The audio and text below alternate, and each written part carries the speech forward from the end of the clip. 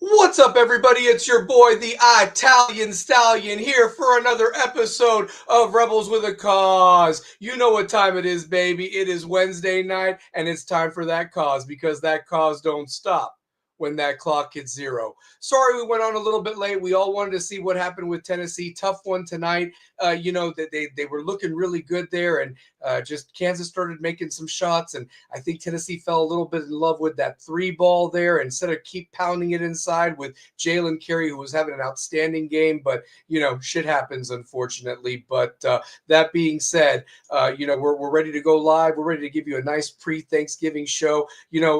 First and foremost, got to get a little bit of love out of the way and so forth. We're up to 132 subscribers, over 19,000 views. This channel is going to keep growing as we make sure that all the guys on here get their show. And I just can't thank everybody enough. 100th episode last week, 101st this week. But truth be told, I just want everybody to know how much I appreciate each and every one of you from the bottom of my heart. I am thankful for all of you guys this year. So I just can't thank you guys enough, more than anything. So what's up, LNV? How you doing, dear? Appreciate the love always. Good about to talk some college football. Gonna talk some fixins too, some food that we like. Man, I'm hungry. I'm ready. I got 2 Thanksgivings to go to. How many do you have to go to, chat box? I can't wait to hear, and I hope somebody's got somewhere to go for Thanksgiving, man, and eat up. And it's all about the family and the camaraderie more than anything. But real quick, I just got to get this out of the way. The views and opinions of this program are not affiliated with those of any other organizations or entities. This is solely the RWAC Crew. And you know what? We're not even just a crew anymore. We are family here. This is the RWAC family. And the panel, this is our views, baby. So, there's that. And then also, hit that chat box, hit that like and subscribe button. If you want to talk about what you want to talk about, we'll talk about it. You're just as much a part of this show. It drives what we talk about. Obviously, we're going to talk about college football, big rivalry week, the last week killer season. It's heartbreaking, guys, but we'll get a lot of big.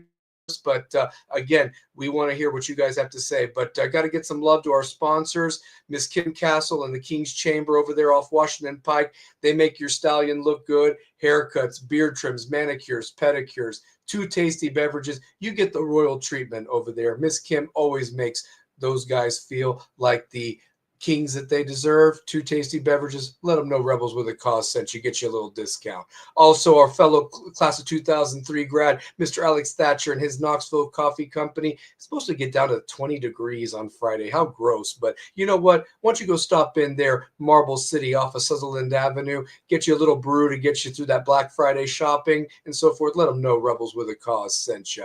And if you're looking for more of the traditional haircut, go see Razor Shop Barbershop, our guys, Josh Fink and Corey over there. They'll get you taken care of. Let them know 332 Studios and 2 Pair Tate sent you, as well as the Italian Stallion and Rebels with a Cause. And speaking of 332 Studios, follow them if you haven't already. Big Facts Network got some great things going on. My man cooks. 2 Pair Tate. And I hated that he wasn't here last week, but let me tell you this, he is there this week for us, and want to get him on right away and so forth. Let me tell you something, no introduction needed. This guy, Mr. 2003 West, now calling, now that we are in the basketball season, for the running Rebels and Lady Rebels, and also doing the Pellissippi State Panthers and Lady Panthers second season on the mic, calling their games. They're blessed to have him, by the way. That's a generation that he's been there at West doing this. But he's my brother, my favorite Florida State Seminole. Love him or hate him that day, but all 364 days, I love him everywhere else. Let's bring him on, give him the respect that he deserves. The one, the only, Mr. 2 Pair Tate, Brian Tate. What's going on, baby? How you doing? What's going on, man? What's going on? What's going on, man?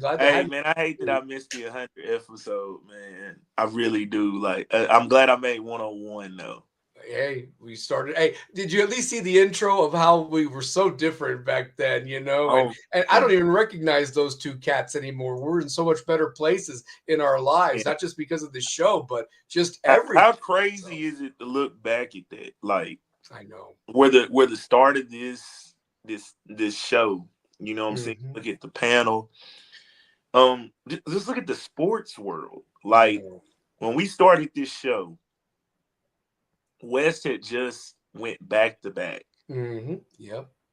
Like, yep, we saw it was just like a different time. it was. West went back to back. UT finally won a national title in another In sport. baseball, yeah. You know what I mean? Like, the Florida Panthers won back-to-back in hockey for me, you know? look at that time frame. Yeah. You A lot know, has happened. in 100 shows, like those boys teams that were successful in basketball. Yeah. You know what I'm saying? The soccer programs. Mm-hmm. You know what I mean? What about the guests? We even said then, we said we're going to have guests that are going to come on and tell their story. And we've had some great guys come on and gals, honestly. Troy Smith, Terry Maples, Tommy Linton, Michael Lynn, Tinian Reed. So, but there's so many people, you know, and in this school, and this thing was started as like a podcast for the kids, because they didn't, you know, they weren't getting the reporting like they, and you know, you got 5-Star Preps that does a phenomenal job. Sure. Prep Extra, when you know that was still going on. Is Prep Extra is it still even a?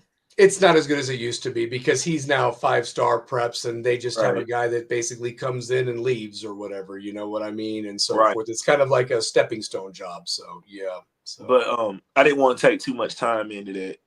But I you know, Brandon Brock, what's up? Just the amount of people that have been a part of this, you know what I'm saying, and a big kudos goes to Paul Romero, because I said I wanted to do, you know, we wanted to do a show that kind of help kids with media training, and I'm seeing that like they really love the show, like the ones who follow it, you know what I'm saying, the kids who do follow it, they really love the show. Mm-hmm.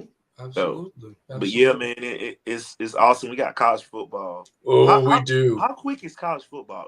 Like, brother, what happened to this month? It's gone already. I mean, tomorrow's Thanksgiving, and then Black Friday, and then you got December pretty much. I mean, it's done. And I swear I thought we were doing Halloween episode just yesterday or whatever. I really believed that. So, but you know, and we've got these new shows that we're going to be starting very soon. Your show, Carrie's show, Shane's show. You know, I mean, we've got some. The channel's just expanding. Stallion Speaks is already on episode 7 coming on Sunday, bringing the heat. So, you know, just a little bit of something just to give entertainment to our subscribers, and, you know, have them come on. And, you know, we've got an exciting panel tonight, you know, that we got to bring on, because they're going to talk about this college football playoff. And, you know, we're going to talk about who you'd put in if you had your 12, and of course pick our big rivalry games this week and so forth. But without further ado, let's bring him on first. Let me tell you this.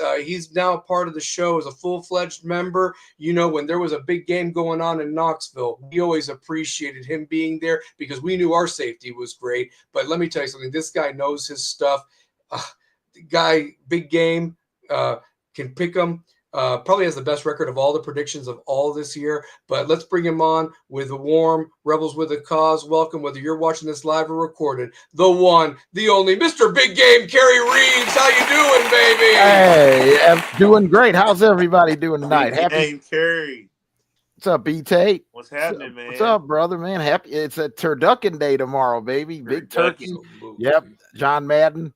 Love John Madden. John Madden. Big Thanksgiving. Thanksgiving is my favorite holiday, but I'm here tonight before my favorite holiday with my boys. Absolutely. Doesn't get any better. We're here with the family. With the family. Doesn't get any better than that, man. Tomorrow, the 3 F's, baby. Family, food, football. How can you go wrong? Can't go wrong with that, man. Cannot go wrong. But without further ado, I got to bring on someone else tonight. I was so glad that he could come on, because usually he's busy on Wednesday nights, but he said, you know what? I want to be a part of the family. And, you know, I gave him and the great Devin Lloyd kudos, because without them, this show wouldn't have even started. And they gave me the idea. Then I came to YouTube here, and you said, you know what? Let's roll with it. And now 101 episodes into it. So who would have thunk it, though? I know. 100. I know, and the channel's expanding with more shows. Can you imagine? So, but with that being said, let's bring him on. Our favorite Cajun from Louisiana, the great Larry Frank Jr.'s in the house, everybody.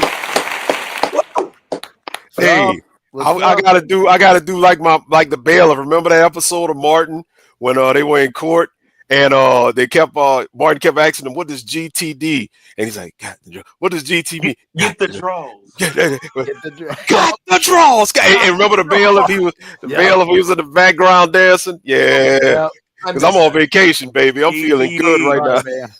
Hey, What's good? Great show the other night. Had a chance to listen, man. That was a great. Thank you, man. Hey, shouts out to Stallion. Shouts out to Shy, man. Stallion survived, man. But hey, Shy brought it. Oh, Two-Pair, you missed that. I was on Real Talk the other night, and I debated the great Shy, and it was a beatdown, man. She knocked my ass out like Drago against Apollo Creed. But I mean, I was, but you know, I didn't go in dancing. I actually, you know what I would like to say? It was probably more like Clubber Lang against Rocky in that first fight. You know what I mean? When my man, I'm just gonna blame it. Mickey had a heart attack, and Stallion just wasn't focused. But you'll win the rematch. See, that's the thing. If there's a rematch, you will win the rematch. I don't want a rematch with her. Not on that topic. I want to elevate her on a topic I might be able to win or something. Listen. Let me say this real quick. Lil Sis, I love Lil Sis. That's my little sis right there. Ain't too many people other than my wife that I can't hang with. She's up there too. She can bring it. She can stand toe to toe with the best of them. Yes, she can. So, and that is a wonderful woman right there. Any man would be lucky to have that in his life, honestly. But that being said, guys, you know, let's get this thing started. Chat box is hopping tonight, man. I love this. Brandon Brock, happy Thanksgiving. Yes, happy Thanksgiving, brother. Listen, this show and this channel is not able without you, my guy Chris Kane. Yo, what is up? Building. Showtime. You bet right it is. Yep. What's up, Mr. Brock? What do we want to start with? Well, let's bring it. So you know, here is the college football storylines. You know, it's rivalry week, and there's huge implications on the college football playoff. The new college football rankings were out there. My questions right off the bat are, is there even a worthy group of 5 team that needs to be in there? Not to mention, another firing happened. Jeff Tedford got fired at Cal. He'd been there for years. Oklahoma State, I think, made a unbelievable hire. They made a great hire. With Eric Morris from North Texas. Arkansas, too. Arkansas too. Who did they hire? Alex Golish made it official today. That's official. Yep, that's official. That's big time.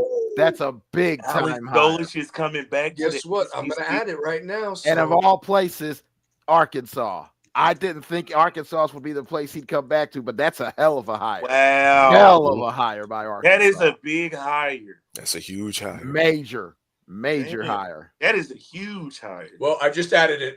Thanks for the update, guys, because I didn't see that. Damn, that's awesome. So huge hire. Well, and I'll tell you this, he was just here just a few weeks ago recruiting a couple of kids at Powell or whatever for South Florida. Yeah, he was being interviewed at the UT game. Yep.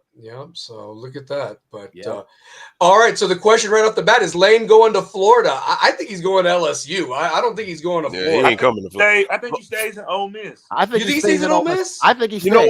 You know what? That's 50-50 with me. It can go either way because I think that would be the ultimate swerve move. If Lane would have shunned LSU and stay at Ole Miss, that would be the swerve move because that single-handedly is going to mess up everybody's hiring process because I read today that Florida's moving on from even pursuing it. Yeah, that's what I heard too. Yeah. So, you know, they're probably going to, after this weekend, their season is done. They'll probably get a coach hired in the next couple of weeks. And if Lane holds out, then they'll probably hire somebody they don't want. And then the LSU's expecting Lane to come through. And then if he stays, guess what? Now LSU has to go back into their bag to find somebody that they probably don't want. Like, Lane is really becoming the most powerful man in football right now. Yes, he is. Do you guys think there's any traction with this Tulane coach? I mean, surely they're not going to go to Billy. I mean, it'd be getting like Billy Napier part 2, and you just got rid of this guy. I don't think so because he had an interview set up with Florida, and he called them and canceled with them. Yeah. Now the only thing, John wow. Summerall, he canceled the Florida interview. Now, Florida interview unless he's holding out to see what happens with Lane, and because I mean. Baton Rouge, I mean, that's only an hour from New Orleans, so that's not really that much of a change. It's a bigger opportunity. So if he were to do that, you know, I can see, but I don't know if LSU wants him. LSU, has already made it known that their short list of candidates is Lane Kiffin first, and then Joe Brady. So if Lane comes to Baton Rouge, they'll probably go for Joe Brady. I read something. Yeah, but I read something this today about Penn State possibly hiring Sonny Dykes away from TCU. That'd be a hell of a hire. That would be a hell of a hire for them. Yeah. If there's any traction to that, we'll find out in the next couple of days. But there may be some traction to that. Well, that's possibility. TCU now is looking for.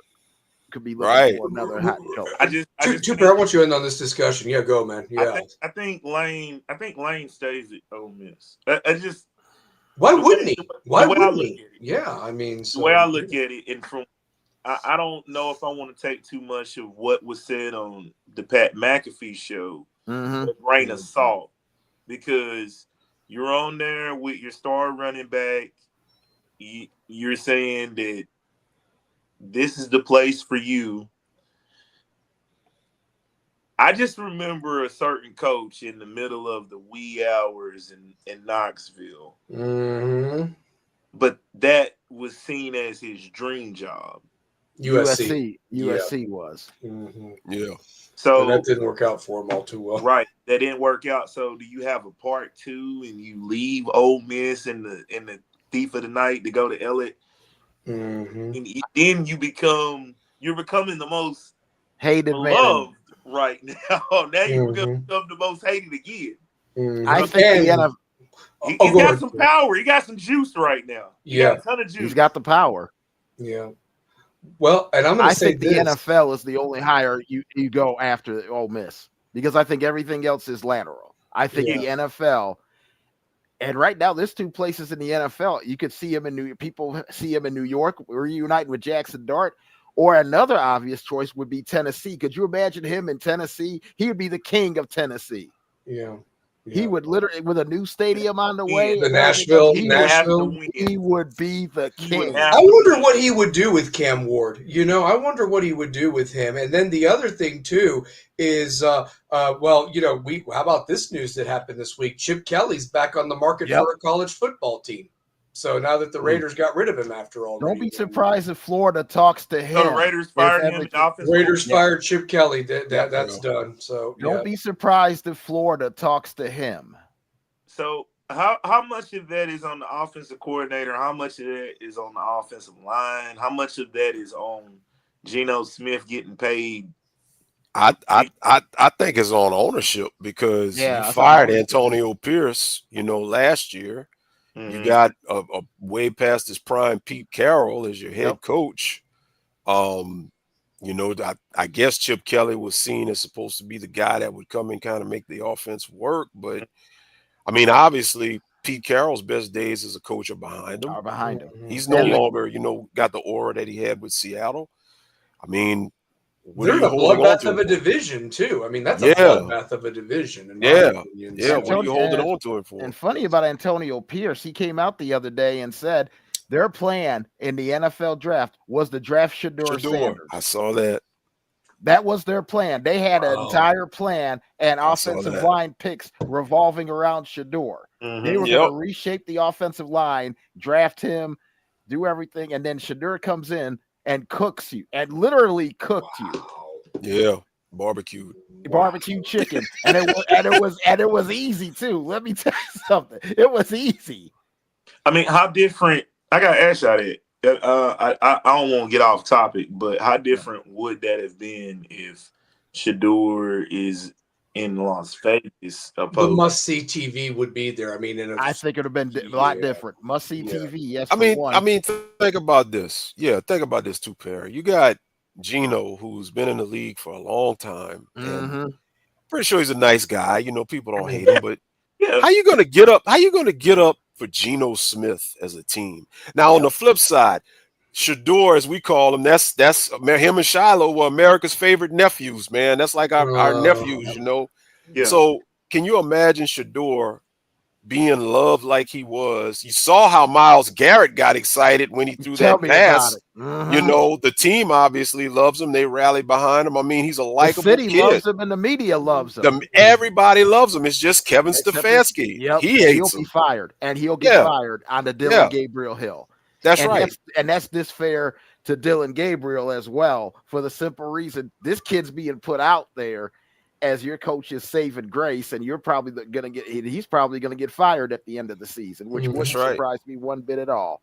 And can I be devil's advocate about something too? He really didn't have a great offensive line at Colorado, and he navigated some fantastic stuff. It was nice that he had Travis Hunter, but those other receivers really stepped up at times. He made some throws that were unbelievable, and he put the ball where he needed to. And all I'm saying is I think he could have navigated the Raiders' deficiencies. I really believe and I think Chip Kelly could have worked with him a whole lot easier than Geno Smith. Oh, a whole lot easier. Too. And then I just want to, put it out there that this week is going to get real, though. Oh, yeah. You're going up against the 49ers, but you're not going up against the elite 49er defense. Yeah. Because you got two all pros out. And plus, the game's in Cleveland, and there's a chance of snow. Yeah, it's going to be cold this week. And Cleveland hasn't given up more than 17 points at home. Cleveland's defense is actually defense is legit. They are. They're legit. Myles Garrett's going to be defensive player of the year. My man is sacking everybody. Mm-hmm. He's even sacking the ball boys on the other team. When you got 13 sacks in the month of November, and the month ain't even over yet, that's a year for most people. He's got 13. And I was shocked that the Ravens struggled with them so bad. They needed everything. They needed every point they could. They needed every point they could get. Yeah, but Cleveland's defense at home is tough. They haven't held anybody. 24 points is the most they've given up, but that was Baltimore. That's it. Everybody else has been under 20. Yeah. Cleveland figures if they get the 20 Sunday, they got a shot to win. Yep. Rocky's in the house. What's up, brother? Rocky. How you doing? Yep. Chris Kane is in the house. So, yep, absolutely. Yep, happy Thanksgiving, brother. Happy Thanksgiving, bro. So, yep, absolutely. Thanks for the support and love. College football, man, I can't believe we're at week 14 already. The year has gone by so fast. Well, you know what? Let's talk about it real quick because I got the ticker down below. Look at these games this weekend. We'll start with Friday's lineup. You got the Egg Bowl at noon. You got Utah at Kansas at noon. I'm only putting that up there because Utah's vulnerable right now. Yep. Georgia Tech at 3:30. And they're playing that game at Mercedes Stadium for the first time ever. As they should. Yep. You got what's it called? Texas A&M. You got the big one, Ohio State at Michigan. Yep. Miami at Pitt. Obviously, big implications there. Game. Oregon at Washington. That's not a gimme for Oregon. That's a rivalry game. That's the Civil War. Yep. LSU at Oklahoma. You've got Vandy at Tennessee. Oregon has Oregon State. No, Oregon at Washington. Oregon and Washington. That's the other Civil War. That's the other Civil War. Yeah, that's the other Civil War. Is Oregon and Washington. They hate each other's guts. Well, and the reason I listed Florida State at Florida there, not to dig it in too, but Florida State needs to win that game to be bowl eligible. Yep. Otherwise, that's 2 years in a row, and I can't think of the last. And they said they're bringing Mike Norvell back. They gave Florida State blew it. Like that was the worst. That was some of the worst football I've played last week. And the only reason they're bringing Norvell back is because of all the other hires. Right, they won't get nobody. They're not going to get anybody. I've never seen 3 muffed punt. I've never seen that either, man. I've never seen that in a football. They don't deserve to go to a bowl game. No, they don't. No. They are a very bad football team. I've watched probably 2 of the worst, maybe three of the worst teams in my lifetime. These are just bad. Can I say this? That's what pisses Larry and me and the real Miami Hurricanes fans off. That Cristobal goes state champs. State champs of what? Exactly. I mean, that's like North Dakota State saying that they beat North Dakota, and then give me another made up school there in North Dakota. No. I'm gonna tell her that's like Carey's Bills winning the AFC East. I mean, you're gonna win it. Look what else the hell you got in the division. You ain't got nothing. You're right. Well, you're supposed to win it. What's different now, though? It's different now. It's a little different, but a little different. But New England still got somebody they can compete with now. Yeah, but New England's got to prove it, though. You're right. Because they've lost 4 offensive linemen. They've lost their left tackle, Will Campbell. He's gone for 6 weeks. Let's see if they can keep. And they had a problem protecting Drake May before they got hurt. And now it's going to get real. And now it's even worse. Well, listen. Let's see if he can stand upright. The Dolphins have managed to really outdo themselves after starting so great. Yep. Now they're on a win streak. They'll probably beat the shit out of the Saints on Sunday. They will. And now they're going to get 5 wins. So you're now pushing yourself to a mid-tier first-round pick. Why don't you trade that one and sign somebody that is 5 years past their prime? That's so Miami right there, honestly, Mr. Ross. So so Miami. That's something Miami would do. It is something Miami would do. Hey, Rocky wants an idiot from the week from both you and Carrie, 2 pairs. So because that's the segment at Stallion Speaks. What we do, we stink here. I do the idiot of the week. Yeah, we do idiot of the week. Yeah. So okay. You need to give an idiot of the week. Man. So yeah, go for it. So. Man, you asked me to idiot of the week. Oh man. Oh, I got an idiot of the week. I'll let you go first, man. My idiot of the week. Ooh, that is such a good one. You know what? My idiot of the week has got to be those people that think that there's this thing with the WNBA players. Yeah, like with their collective bargaining agreement, you have not got to the level of what the NBA is. For you to, oh my goodness! This is a real thing. I'm being honest. Like, I'm sorry. They put the sport on during football season. Is that your boy? That's him. That's him. That's him. So keep going. Yeah.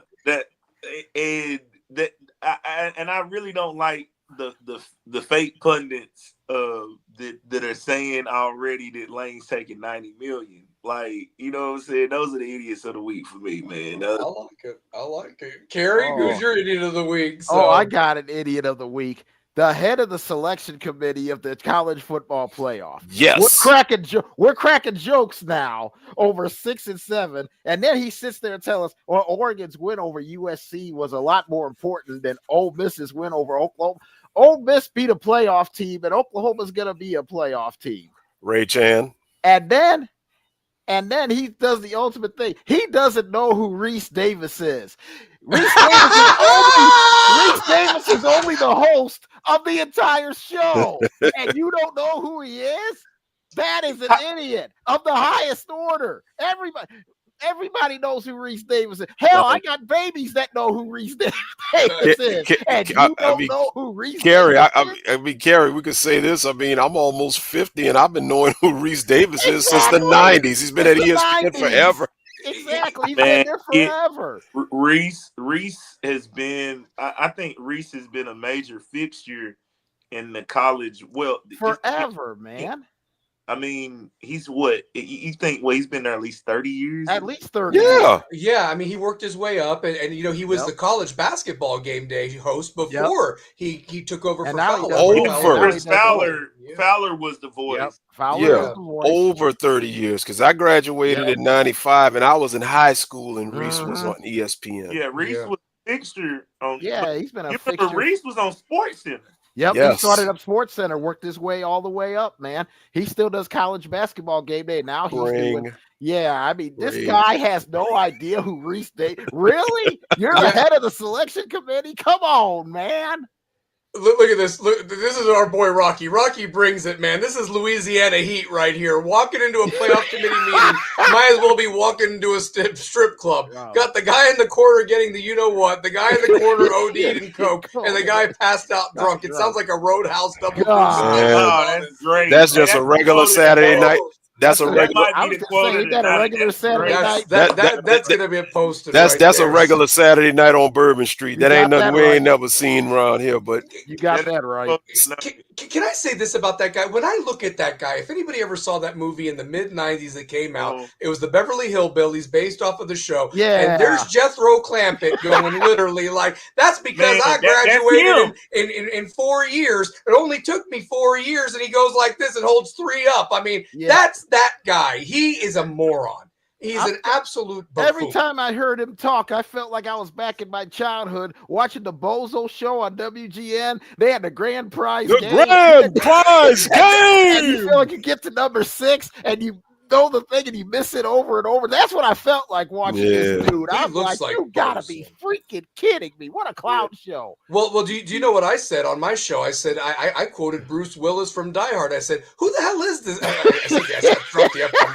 This is our PG show. But honestly, I said basically PG-13. But anyway, I basically said, who the F is this guy? I want the other guy back. I mean, I want the other guy back. He made sense, man. I mean, this guy's talking about losses being great too, Pear. When the hell was a loss ever great, man? I've never heard of a loss being great. Did you go to Hooters and celebrate that? Correct me if I'm wrong. Now, what his reasoning for the Notre Dame Miami loss just didn't make sense to me. It didn't. It didn't make sense because when I looked at Miami's loss, they're going in a different time zone. That's in Texas. But they played the team that you're saying is better than them. They beat them head to head at their place. Yeah. So how does that look to the community when you say that? You know what I would love? You know what I would love, Kerry? Keep your train of thought. You know what I would love? Okay, let's settle it on the field again. I want Joey Galloway, Heather Dinich, and everybody else that says that Notre Dame would whip Miami's ass now. Okay, let's see it happen. Okay, put us at whatever number. Put them at whatever number. Give them. We'll go to South Bend and let's settle it on the field. Let's settle it on the field this time in South Bend. I don't care. So, and you know what the funny thing is? It may end up working. It actually may end up working out that way. Yeah, and I hope it does. But my thing is this. But the thing with this committee, my God, I mean, you can't be saying 1 week telling teams to play somebody, and then when teams actually play somebody and beat somebody, you can't say, "Oh, that wasn't that important." You can't have your cake and eat it too. You can't have it both ways. It's either head-to-head matters or it doesn't matter. One of the two. Yeah. Yeah, and realistically, and can I say this? How really big was Oregon's win to jump them over Ole Miss at this point? It wasn't if Oregon played Ole Miss's schedule, I think they're 7-4 right now, guys. Easily. They couldn't even beat Indiana at home, and Indiana has turned out to be way, way, way better than anybody ever thought they were. But that game wasn't even that close. But in Oregon. I think they jumped them because this potential Lane possibly leaving situation. And remember, they can't hold that. They cannot hold that against the young kids. They can't. They can't. What were you going to say too, Pear? We've seen some college seasons go crazy at this time.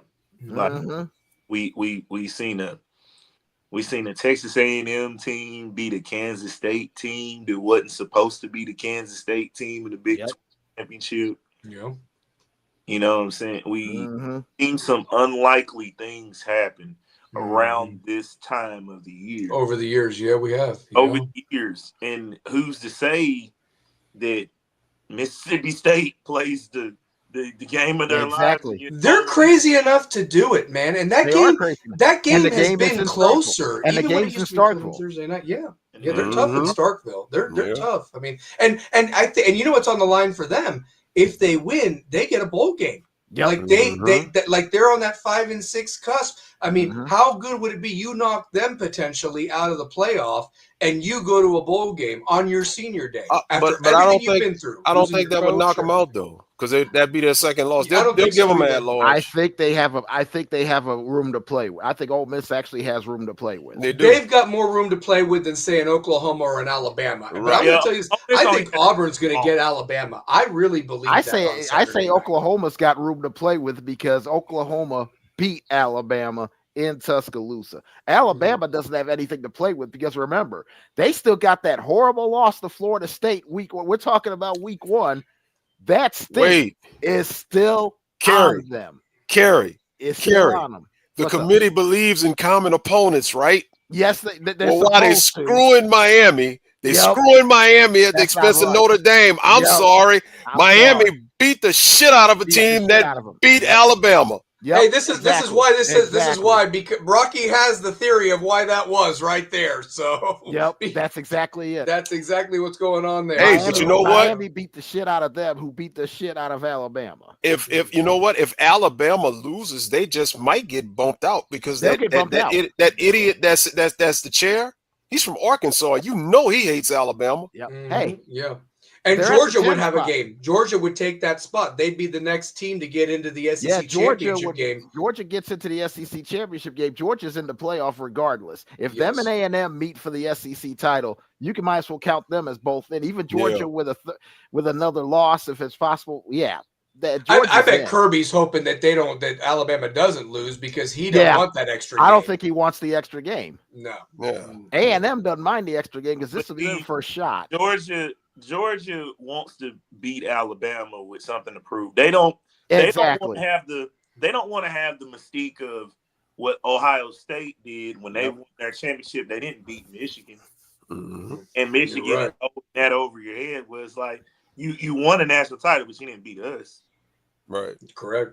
And I don't even and I think that'll be a game for a half. I think Ohio State's just too strong. I will be surprised if it's a fourth quarter game with Michigan and Ohio Well, State. I've got something for you guys. In the chat box, chime in. Can you imagine? I can't believe that Michigan is even in this conversation because Kerry and me were watching that shithole of a game a couple of weeks ago. Northwestern, they needed a field goal to beat Northwestern, who's terrible. But Michigan could win. If they're crazy enough to win, Larry, they could jump them up there in that, into the spot. Just like there's a lot of games that us as Miami fans are watching, hoping that teams lose.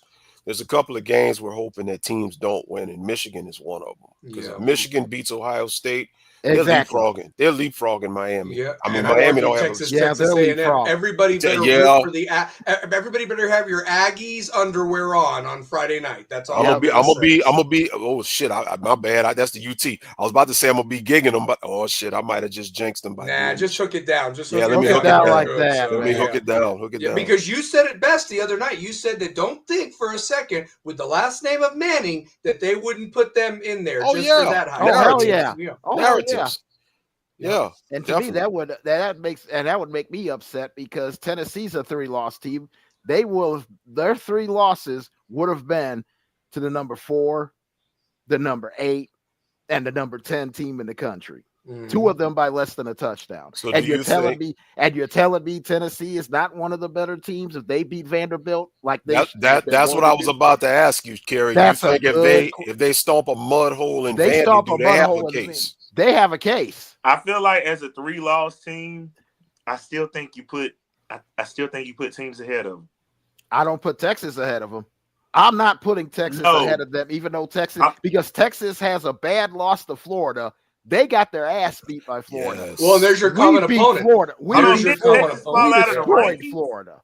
Did they fall out of the rankings? They fell out, but they came back in. They fell out in because they beat the hell out of Arkansas. That's what. Vanderbilt. Let me ask you this, Larry. Then the committee has no credibility. We already know this. Exactly. But if you actually have a case to put a 3-loss Texas team in there, provided they beat A&M, and yet Miami beat Florida quite handily in that game. Maybe not the way Miami fans thought we should have won. We should have won the way Tennessee won. But we didn't do it that way. Right. But what I'm saying is that we beat them though. Texas did not, and yet you're gonna. So what? That automatically is an okay loss for Texas. Well, here's the thing. This is where it gets ugly for me as a Miami fan. It could potentially be if Texas wins this game, they get in with a loss to Florida, who is a common opponent that Miami beat handily. Yes. Alabama gets in with that loss to Florida State, who Miami beat handily. And Notre Dame gets in, who Miami beat head-to-head. Dude, if that shit plays out like that, I'm calling for a national riot for all Miami fans to tear shit up. It's going to be a riot. It should be. That's not right, because that's not right, man. That's not right. Yeah. Because you got all these common opponents and head-to-heads that Miami they did their job. Yeah, I get it. They lost some unranked to some unranked teams. But SMU's potentially going to be playing for an ACC championship for the second straight year. For the second straight year. Is that a bad loss? No. No, the Louisville loss looks worse than the SMU loss. So let me ask y'all this. Who has the worst loss? Miami to Louisville? Well, I shouldn't say worst loss because, I mean, they love talking about best losses. So let's talk about it. Who's got the best loss? Miami to Louisville, Alabama to Florida State, or Texas to Florida? What's the best loss out of those three? Louisville. Thank you. Thank you. Louisville. But Louisville. I'd say Florida Louisville State. losing to Cal. Oh, that was bad. Yeah, dude. that justifies Louisville. That justifies Louisville. That's what I don't like about this, though. Yeah. Because I agree with you, Larry, on the Louisville. But then it's like Louisville has one of those losses that an Alabama had. Mm-hmm. So where does it lie in of, is this team playing better within this loss compared to this win? That is the question you asking yourself all the time. And I just look at that and it just mystifies me that Louisville can beat a Miami team but lose to a Cal team. That's the crystal ball effect. And that's the crystal ball effect. And also, that's the other thing that I talk about. How frustrating is it if you were like Tupper? Let me just give you an example. Why is it that Florida State played so tough in that fourth quarter against Miami when didn't do anything else? But let me ask you this: but then they're going to turn around and get their ass kicked by Wake Forest. I mean, that's unacceptable. That is unacceptable. That can't happen. You know? I'm with you because I told you. I said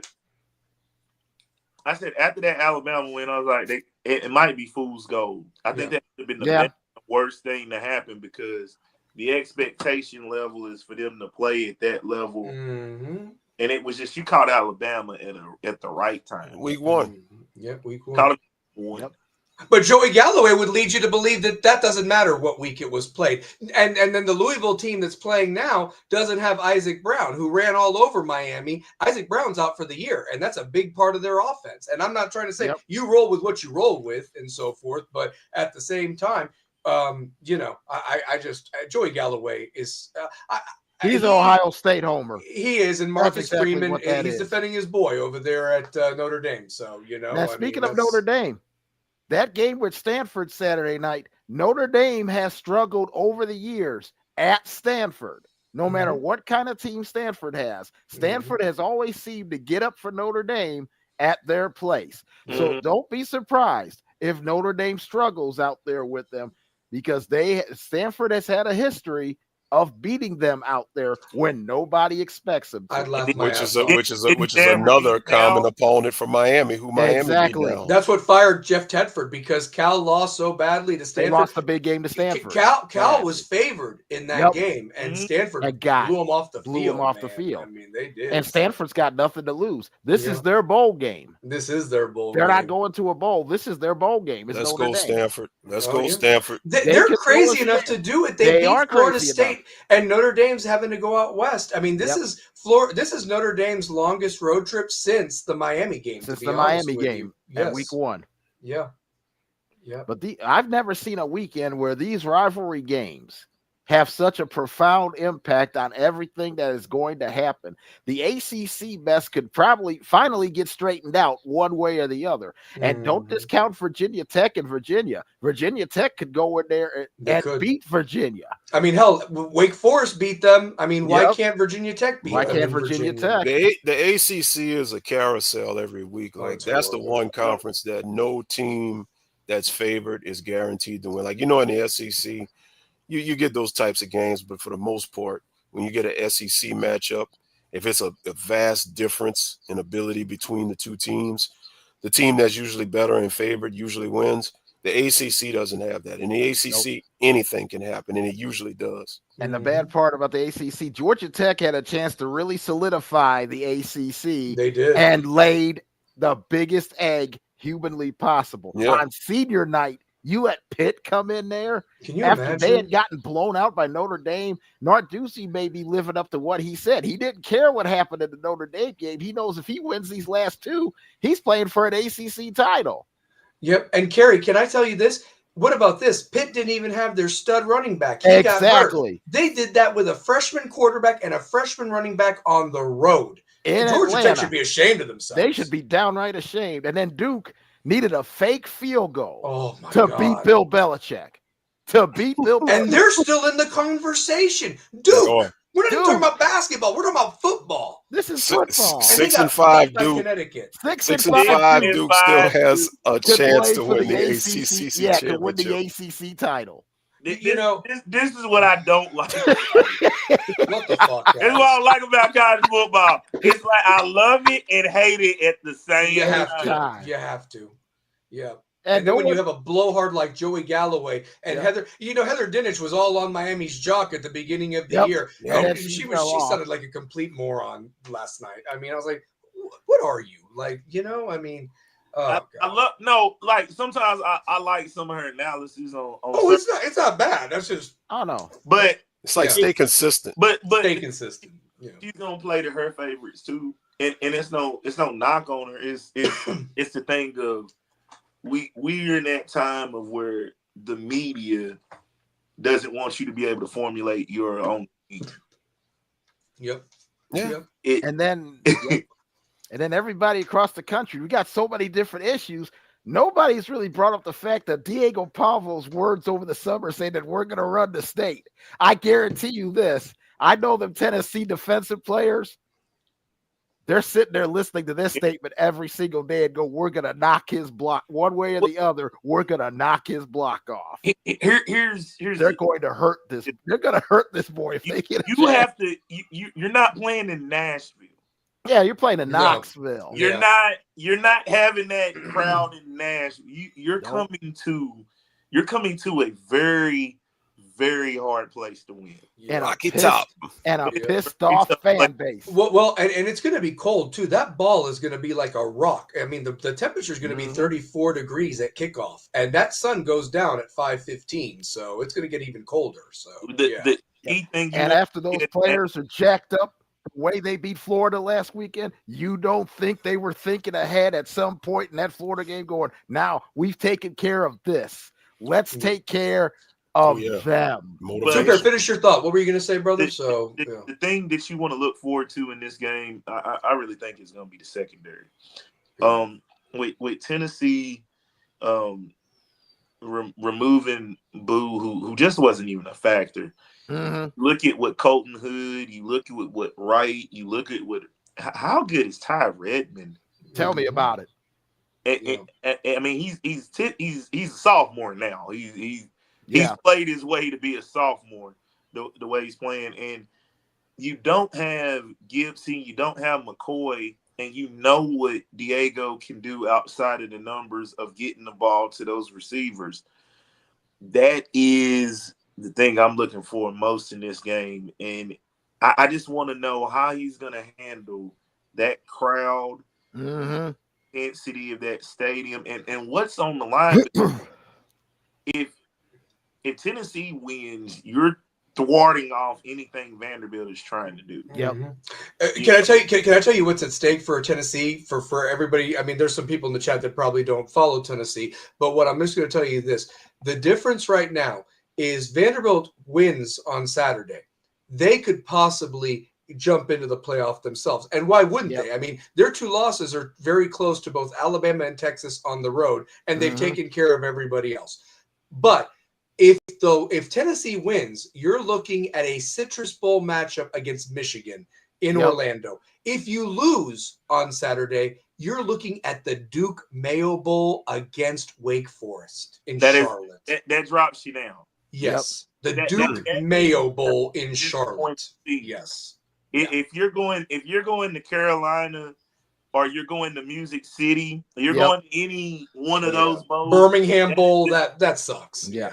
So you win that one, you're going to the Citrus Bowl, you get to beat Michigan. You'll probably beat, and I think you'll beat Michigan. Yeah.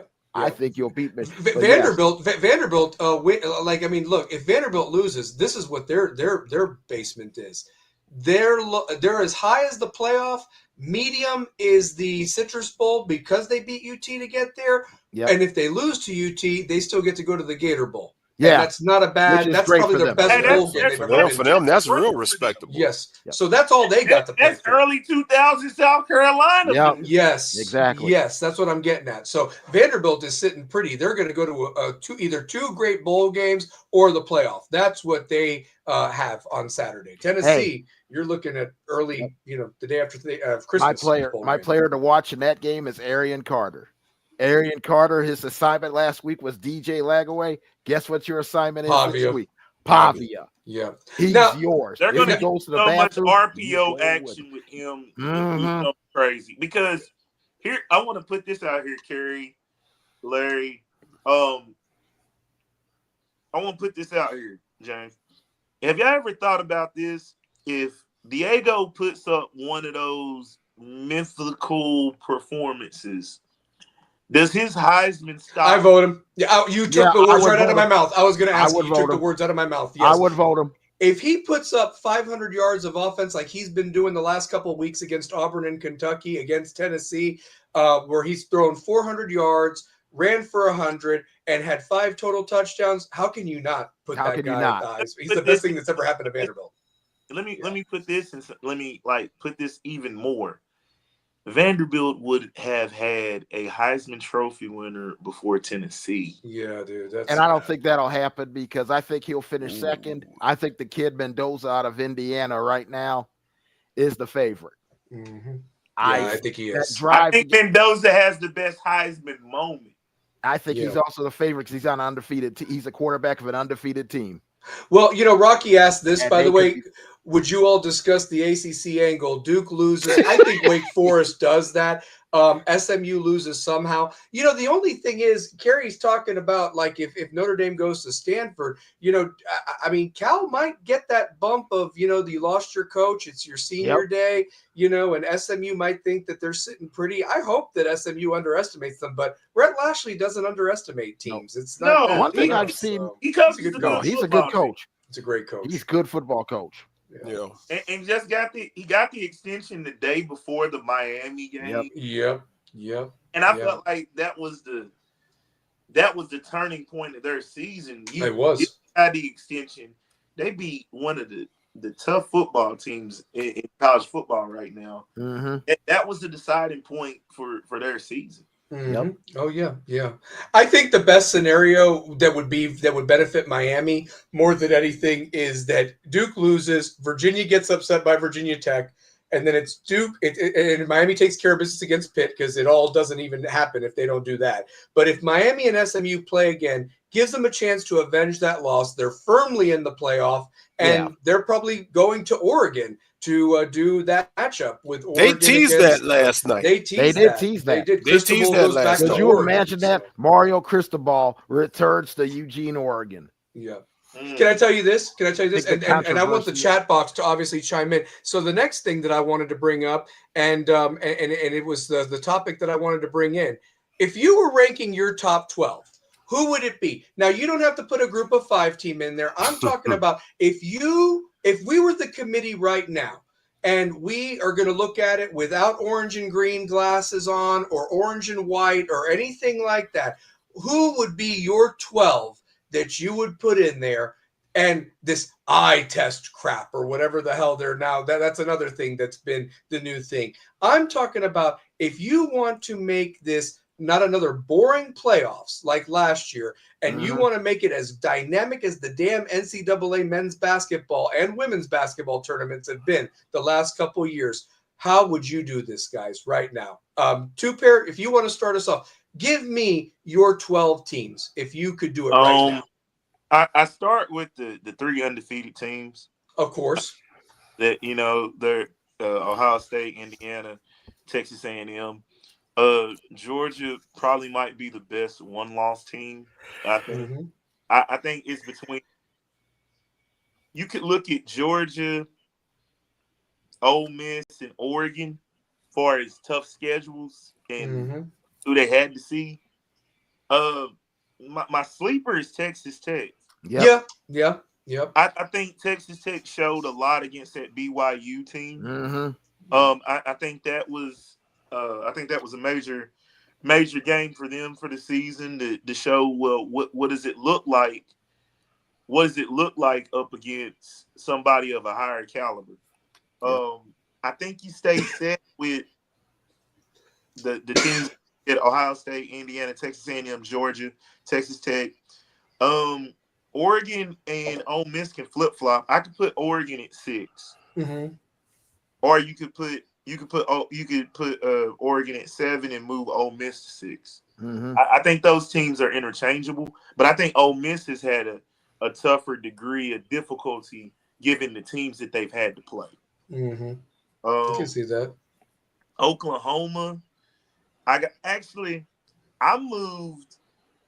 I think Miami is better than a 9-2 Oklahoma team. I'd put Miami at the 8th spot, and I'd move Oklahoma to 9, move Notre Dame to 10, Alabama 11, and I think I would put BYU as my 12. Okay, that's fair. That's fair. But you see my luck. I gotta put Miami higher than the team that they beat. Yes. I look at when Miami lost. You know what I'm saying? I look at when they lost and how they lost. Right? I look at Ole Miss and how they've won. Oklahoma's got a lot of cachet because they went on the road to UT. You took the best shot from Ole Miss that you got. But you beat a good Alabama team. Absolutely. And that Alabama losing to Florida State is probably the worst. Like, it has done more damage to them than you would think of the losing your first game of the season. Absolutely. Tupper, I like it. Rocky chimed in. This would be his top 12 in order. He'd go Ohio State, Indiana, Texas A&M, Georgia, Ole Miss, Oregon, Texas Tech, Miami. He agrees with you. He actually put Notre Dame in front of Oklahoma, and then he'd finish up with Alabama and then Vanderbilt, respectively. Yeah, I mean, I'm not mad at that. I'm not mad at that. No. That's doable. Yeah, I like that.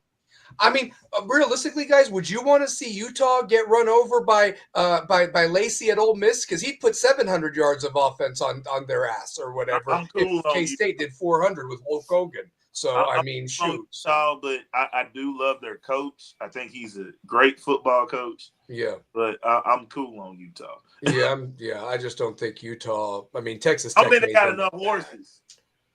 Yeah. I don't think they got enough horses. I don't think so either. And I don't think BYU does. Like I think BYU is going to get beat again by Texas Tech. So that should knock the Big 12 out. But, guys, this is what I'm talking about here. I mean, let me ask you this. A lot of people have been talking about, and they've argued that, do you really want to see 6 SEC teams in?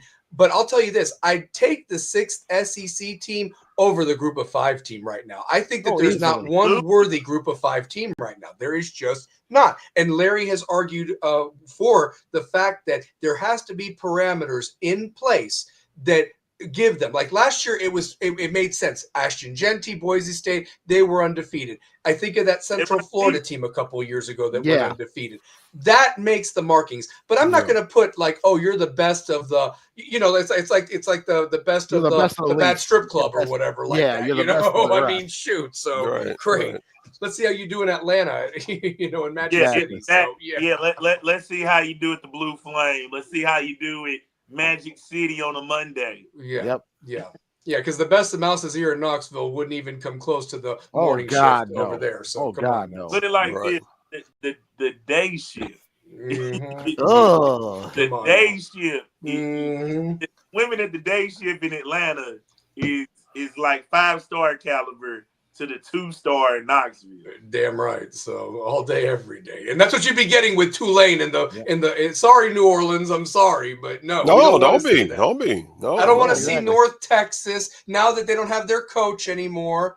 And you watch, that quarterback's going to follow that guy to Oklahoma State. You watch. So there you go. So that putting a group of 5 team in is really the equivalent of a participation trophy. Exactly. That is what it is. That's what it is. It's like a participation trophy. It's like you're not one of the best teams. Like A group of 5 team being included in the field is contradictory to the aura of having the 12 best teams, because they're not one of the 12 best teams. They're not one of the 12 best teams. I mean, Larry, you know what happens with something like that in college basketball that does it right? They put someone like that in a play-in game from the MEAC to see that they have the right to get their ass kicked by Connecticut in the first round. You know what I mean? But they have to win in Dayton. They settle it on the court. Play Connecticut and Philadelphia. But bullshit, get right in there.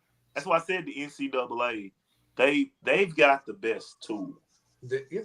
But where they got some flaws in it is, well, some of these conference champions, you're not rewarding some of those conference champions because you're putting them as a 15 seed, a 13 seed, a 14 seed.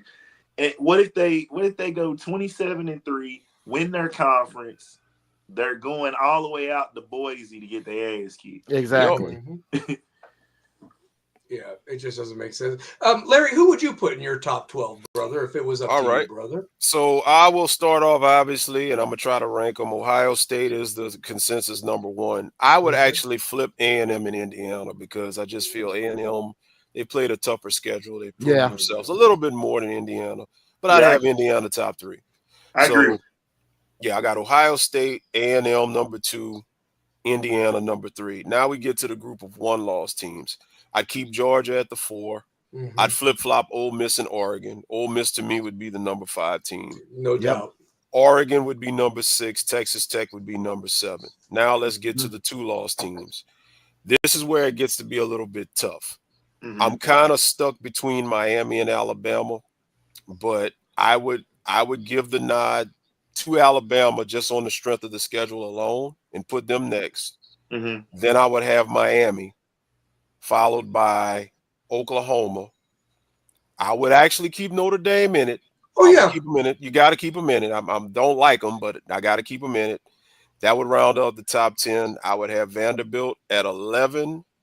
And I think Michigan, I just think if they wind up winning, we got to see what happens. But I would have Michigan actually over Utah and BYU. If they beat Ohio State?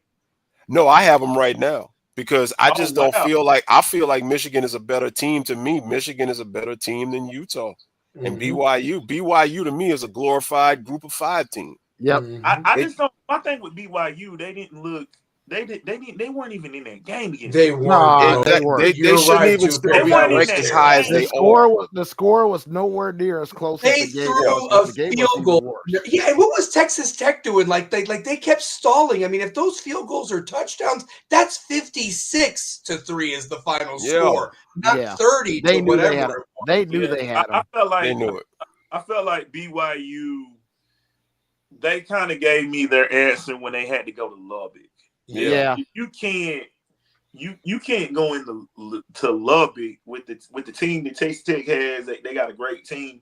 Well, this is where I want to see if you're the better team, and you can't win on the road in that type of hostile environment. Correct. I'm kind of not that one loss. It feels like a 2-loss team. One loss just because of the severity of where they lost and how they lost. And then that BYU-Utah game with the Holy War, right? That's what it's called, Kerry, that rivalry game? That's the Holy War. That was a field goal. That was the difference between the two. And so maybe they're matched up against each other because of that. But you put those teams against the 9 or 10 that Larry just ranked, and I will take those 9 or 10 over them by at least 2 touchdowns. At least 2 touchdowns is what I'm going. And you want to know what's crazy? I just had a thought. Can you imagine if Texas beats Texas A&M? They would be the 3-loss team that would be and check this out. If SMU wins the ACC, the state of Texas would put 4 teams in the playoff because you would have A&M because they got room to play with if they lose to Texas. Texas Tech is already going to be in there. Texas would play their way in there, and SMU would get it by virtue of the ACC championship. And you know what? They would probably do that matchup of Texas versus Texas Tech. You know, you'll have some Lone Star matchups. Yeah, you have the first Southwest Conference matchups, and probably A&M drops enough that they would probably play SMU in their first round. Yes, they're not going to match up 2 SEC teams. They're not going to match up 2 SEC teams. And I've been in that area. I've driven all over the country and stuff like that. That's actually a pretty good game because SMU in Dallas, College Station to Dallas is like 2.5 hours. Yeah, something like that. Not even 3, because College Station is northwest of Houston. Yep. And Dallas is 3 hours, 3.5 hours north of Houston. So I'd almost say it's like maybe an hour and a half away from Dallas, maybe, or something like that. What, College Station? Yeah, College Station. Yeah, it's around 1.5, 2 hours, because I was about there for 2 hours. Yeah, because I was there for the Cotton Bowl when UT played A&M, and yeah, A&M's about an hour and a half, 2 hours away. Okay, gotcha. Okay. Yep. All right. Well, I like everybody's top 12 so far. I mean, we're all on the same page. It's just about the order and which teams. Kerry, what's your top 12, by the way? My top Chat box, 12, chime in. If anybody else but Rocky, chime in, please. So, my top 12, I've got Ohio State, and I would do like Larry. I'd flip A&M and Indiana. A&M would be 2, Indiana would be 3. One-loss teams, I would have Georgia 4, Ole Miss 5, Texas Tech 6, and Oregon 7. Mm-hmm. Now, the 2-loss teams, this will be a little bit of controversy, but here we go. I would have Miami at 8. Mm-hmm. I would have Oklahoma at 9. Okay. I would have Alabama at 10, Notre Dame at 11. Mm-hmm. Why? Because Notre Dame, they still lost to Miami. They still lost to A&M. Mm-hmm. And I would have them, and to me, all their victories, the USC victory might be the best one they have. And that's not saying much. It's not. And then after that, I would have Michigan, because the caveat to that Ohio State-Michigan game, if Michigan wins, they play Indiana for the Big Ten championship because they only have one loss in the Big Ten. That's right. Yes. Ohio State would be an at-large team again. Yes. Ooh. Yep. Yeah, That's the caveat. I like the chaos. Yeah. That would be chaos. I like And then the what do you chaos. do with Michigan if they lose the In Big the 12 Big Ten championship? So then game? that would be 3 losses. So yeah, that would be 2 losses. Yeah, that'd be 3 losses, That would but be. only 2 inside the. Yeah, what would that do? Well, and I've got one for you though, Kerry, because you really opened up the Pandora's box that I was going to bring up. Because I heard that scenario and I was like, that's how big this game is, that Michigan could win, and then that bumps a team like a Miami or even in Alabama, like what happened last year when Clemson beat SMU and jumped in there, and everything. So that will deter the order. I got you guys this week. There's a couple of rivalry games that at the beginning of the year we should be shocked that we're not even talking about it. I'm going to give you 3 right off the bat that we're not talking about, that have been in the conversation at this point the last 3 or so years. We've not even mentioned Clemson, South Carolina this weekend. Oh yeah. We've not even mentioned USC or UCLA.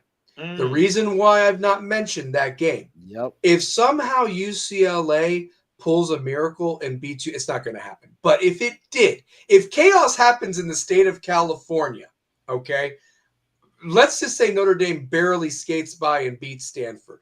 Miami handles Pitt. And UCLA beats USC next week, Notre Dame will not have one win over any ranked opponent at that point. They won't, because their 2 best wins are interchangeable. They put Pitt in there, and Pitt's only back in the top 25 because of the Georgia Tech fiasco that happened last week. And USC is still hanging by a thread. But USC has a terrible loss to Illinois, who got handled by Wisconsin at Camp Randall on Saturday, guys. So what I'm saying is Notre Dame would have no good wins at that point. None. You can shove your 70-7 over Syracuse up your ass. Sorry, Kerry. You can. What about your? Everybody forgets about their 24-10 barrel win over Boston College. That was a struggle. Terrible. That was a struggle win. Struggle for them. That was a struggle win. Yeah. So, but this is just. But this weekend, I have never seen a weekend where rivalry games like this could really impact everything. Like I said, could you imagine if Michigan beats Ohio State again? That would wreck. That would 5 in a row. So that would be really before COVID was the last time Ohio State beat them? Before COVID was 2020. Because they didn't play in the 2020 year. They didn't play in the 2020. They didn't play in the 2020 year. So 2019 is the last time Ohio State beat Michigan. Holy shit. Wow. Okay. And you don't think. And remember what happened last year. Michigan beat them, and Ohio State went on to run the table, win a title. Yeah. Anything is viable to happen. Do you know who the only team that has like the easiest game this week does of any of the top 10 teams, in my opinion? Because some would argue that Texas Tech might have a trap game in cold West Virginia, and Rich Rodriguez, Rodriguez, it's possible. And of course, Texas Tech was off last week, I'm not mistaken. So they've had a week to get ready for this game. Indiana has horrible Purdue. Horrible. That's a scrimmage. Name the score. Name the score. For the old Oaken bucket. So, I mean, honestly, and that game is at the big house, as Rocky pointed out. Yeah. So, yeah. But the scary thing with Michigan, you got a 3-loss Michigan team. If they were to lose the Big Ten championship game after beating Ohio State, you open the 3-loss window. If Texas beats A&M, and then if Tennessee beats Vanderbilt, you're opening up Pandora's box where we start comparing the resumes. Tennessee's 3 losses would be the 3 playoff teams. Nobody else can say that. That's true. Nobody else can. Like last year, Tennessee's 2 losses last year were to Arkansas and Georgia. One playoff team, and they beat 2 playoff teams. Yeah, Stallion. Yes. I have a request. Okay. I see my buddy in there. I see him. Yeah. He said he's ready to debate. Can you put the link up, please? I'll put the link on. We'll invite somebody on here. This is a first. We always like to break ground on this. So yeah, I'm gonna put it in the chat box. And to give a backstory to what's happening, my guy right there, Ray Chan, he's a good buddy of mine. He's a good dude. That's my guy. But he is a diehard Mario Cristobal fan. No way. He believes Mario Cristobal is the greatest option that we have. And he feels like Lane Kiffin would not do anything if he was at Miami. So me and him have been going back and forth. Actually, he's been battling Canes fans in the Canes group. And I told him, I said, look, bro. He does know that Lane was successful at Florida International, which happens to be in the same city that the Miami Hurricanes. Well, he doesn't care. He doesn't care. He just believes that Mario. He doesn't care. He just happens to. So he thinks Mario can walk on water. Compared to Lane. Oh, dear God. Oh dear God! Well, hey, listen. Mario couldn't walk on a hot bed of coals. Look what he just put. Lane is mid. Look at it. Okay. All right. So listen.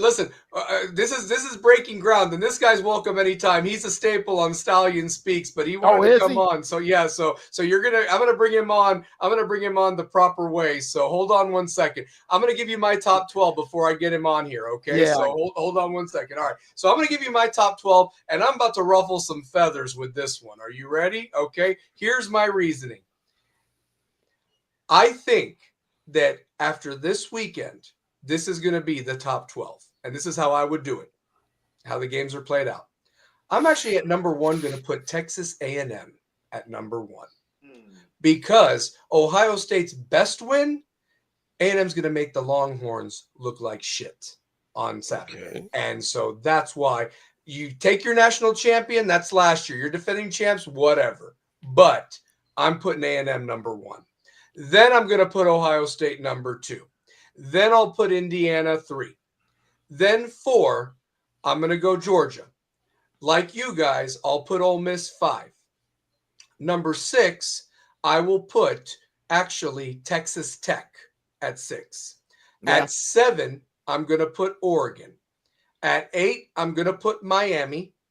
At number 9, I will put Oklahoma. At number 10, I will put Notre Dame. At 11, I'm going to put Alabama.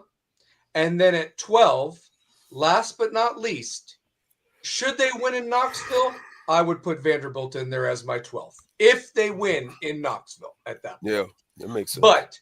But again, I would take a 2 or 3 loss Vanderbilt, Texas, or Michigan, provided they pull upsets this weekend, over one combination of a group of 5 Utah, or BYU. Yeah, that's what I have to say. So Agreed. yes, so yeah.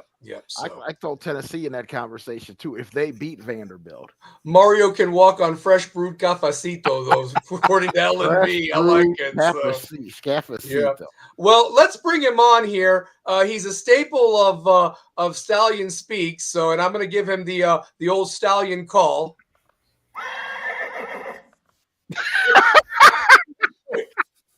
Let's bring him on real quick.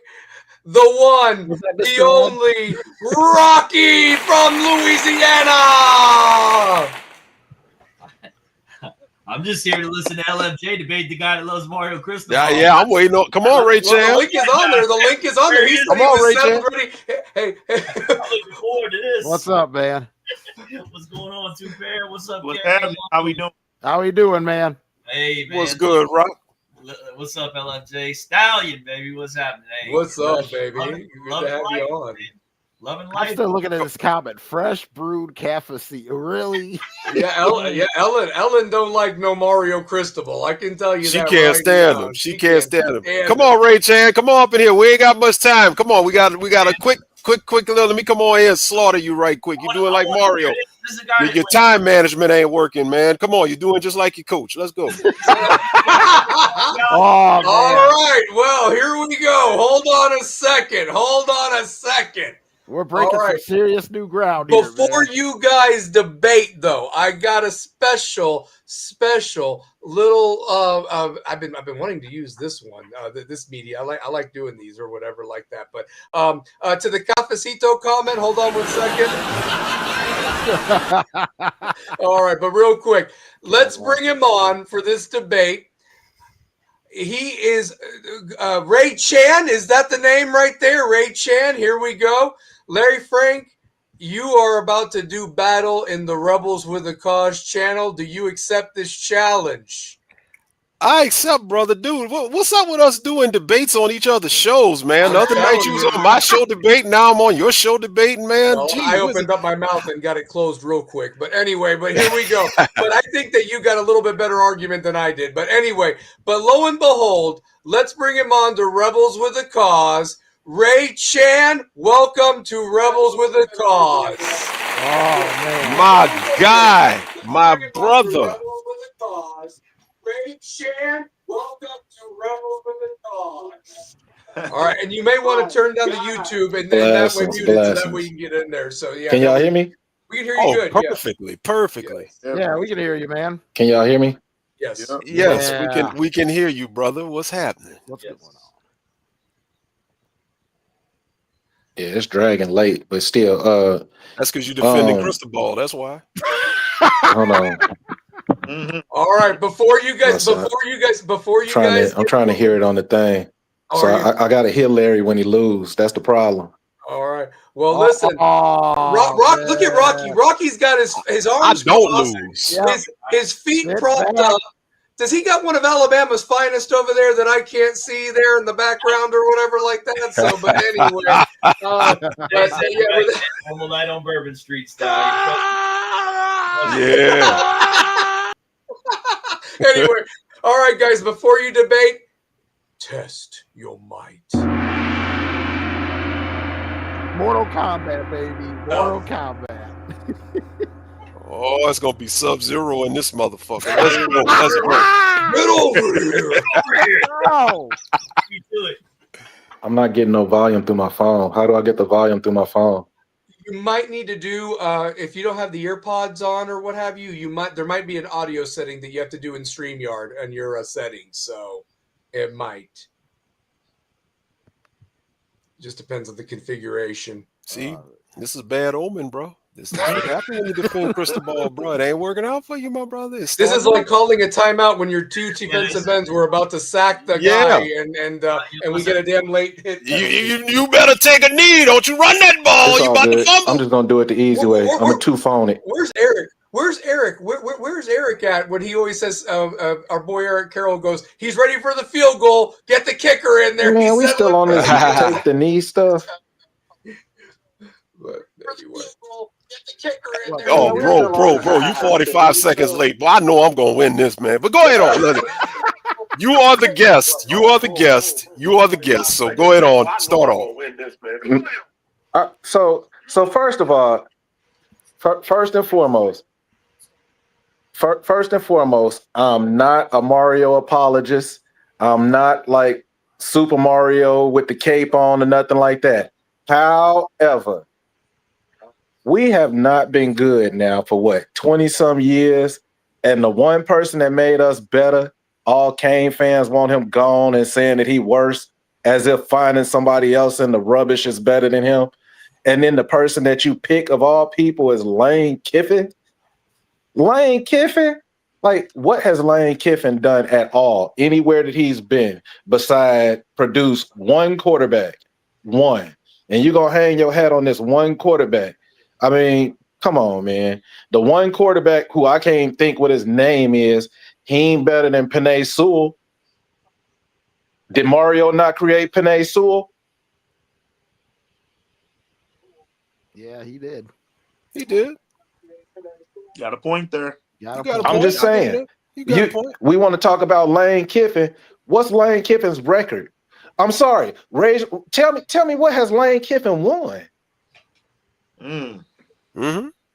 I'm just letting him do what he got to do. I'm gonna come back with him. But Mario hasn't won one either. Rocky got caught in the A gap. Oh my God. A mid pack is a mid pack. Mario a mid pack has just got a little bit more hairs on it. Okay, my turn. As far as the quarterback situation, I'll give you that. Penei Sewell. Okay, you got that.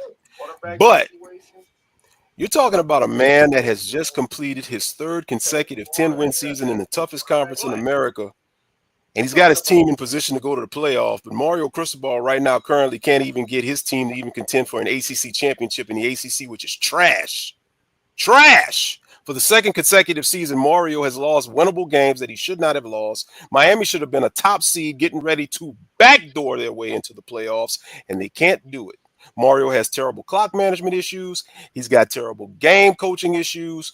Mario is inconsistent, and his philosophy of ground and pound and run first is hindering this team. And I know what you're going to say, that it's on the coordinators, but at the end of the day, it's the Mario philosophy. I'm not saying this because I believe it. I'm saying this because of what I've been told by people close to the situation. Mario is not what you think he is. Mario is nothing but a Cuban James Franklin that is in year 4, and when he finishes the contract in 6 years, you're going to get the same goddamn result that Penn State just had. Your turn.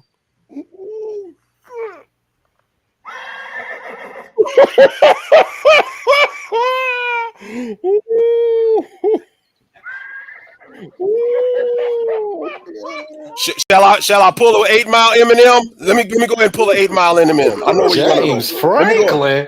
Let me go there. Let me go with an 8 Mile M&M. I get it.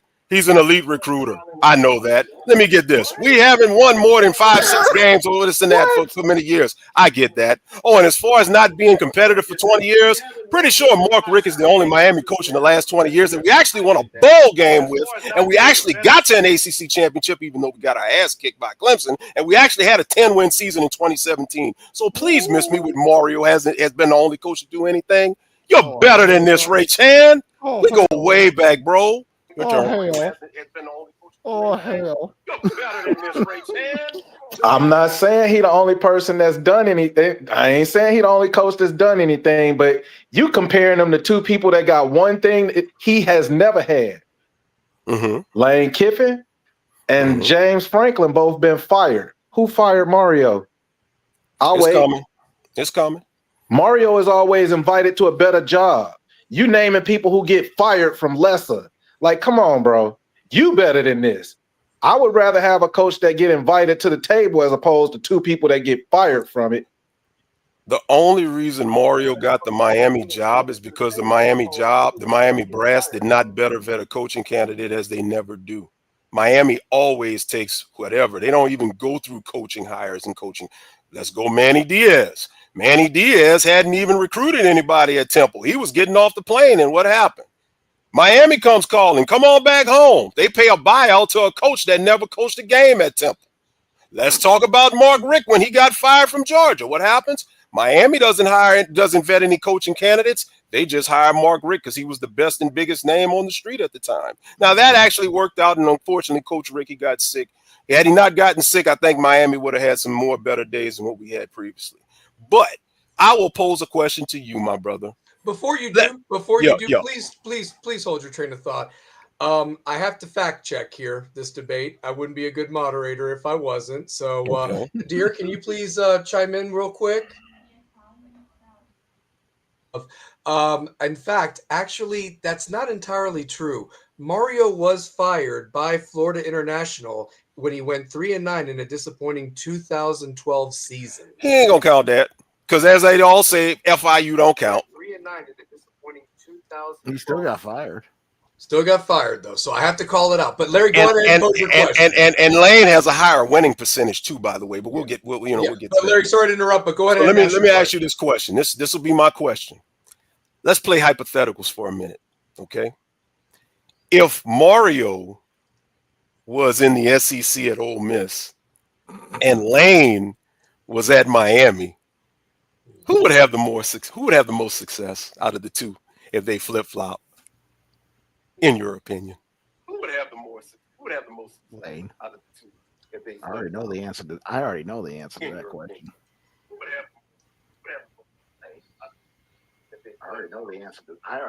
I mean, honestly, I would still go with Mario because honestly, who are the recruits that's going to Ole Miss? Who does Ole Miss have right now? What big name recruits go to Ole Miss right now? Hold up, wait. Who does Ole Miss have right now? Lane is winning with. You can't name anybody for Ole Miss other than Lacey and Chambliss. Who does Ole Miss have right now? Lane is winning. Name somebody. No Google. Ole Miss other than Lacey and Chambliss. Ole Miss is not winning. They just doing better with a nothing schedule than we did. That's all they doing. Are you saying Ole Miss has a nothing patting them on the back for doing nothing? Wait. Are you saying Ole Miss has a nothing schedule in the SEC? Now, hold up, bro. I'm not an SEC fan by any stretch of the imagination, but please don't tell me Ole Miss is a nothing program. You can laugh all you want to. Ole Miss is a nothing program. Ole Miss hasn't even been in a conversation since Manning. I'm not disagreeing with that. I'm not disagreeing with that. But what I'm talking about is they're a nothing program, as you put it, but they're a nothing program that's 10-1 and pretty much getting ready to host a home playoff game by the guy that you said is not as good as Mario. That's 10-1 and pretty much getting ready to host a home playoff game by the guy that said is not as good as Mario. So how you gonna feel when they lose to Mississippi State this weekend? We're talking about what's established. We're not talking about hypotheticals or futures. If it happens, hey, if it happens, it happens. We can't stop what's gonna happen. How you gonna feel if Mario loses to Pitt? If it happens, hey, if it happens, it happens. We definitely talk about hypotheticals. You just asked me about the man working at Ole Miss and the other man coming over to Miami. Yeah, but Mario has a track record of losing big games in November. Remember last year, 21-0? Your boy Lane would never. Remember last year, 21-0? Your boy Lane never. Yeah, he would. Yeah, he would. So you think Mario would? Are we serious right now?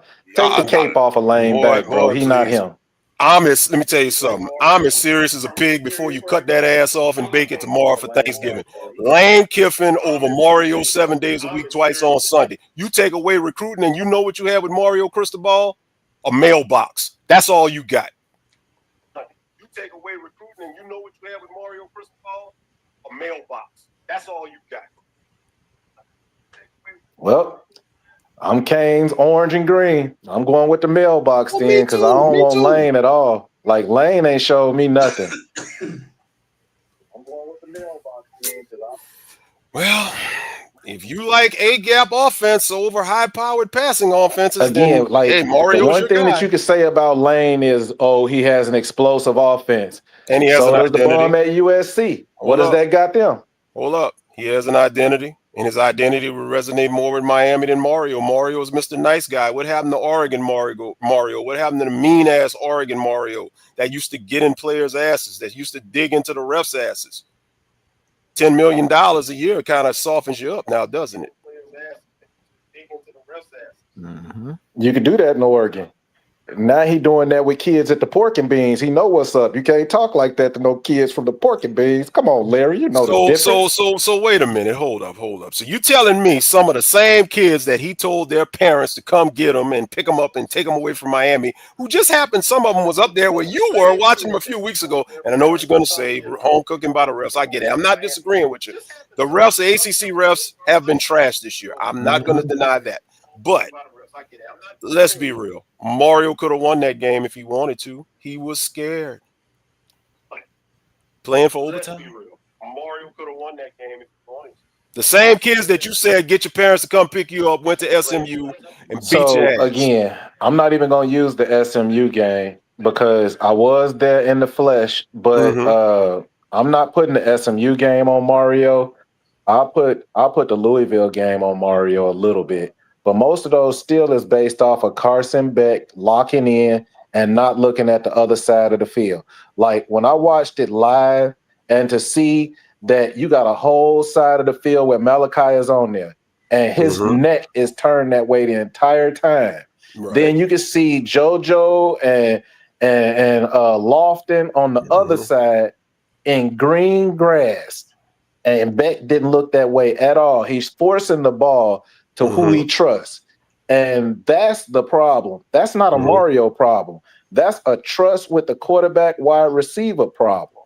Like you see now that CJ was taken out. Well, CJ was injured. Now it's forcing him to use other receivers. And we seeing that other people got the goods too.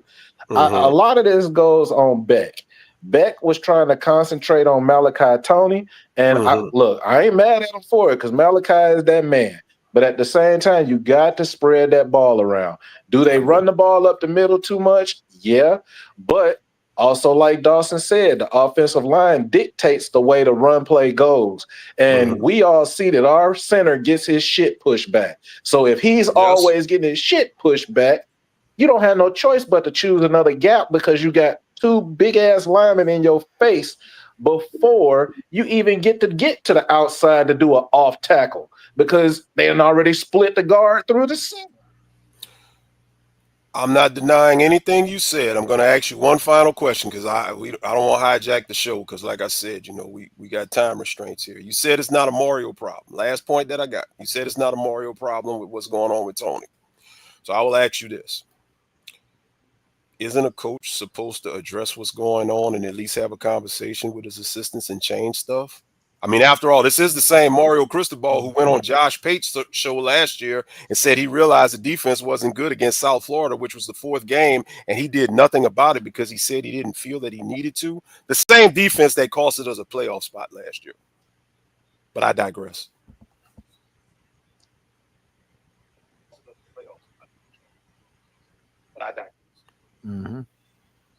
All right. In my final, I'll just say this.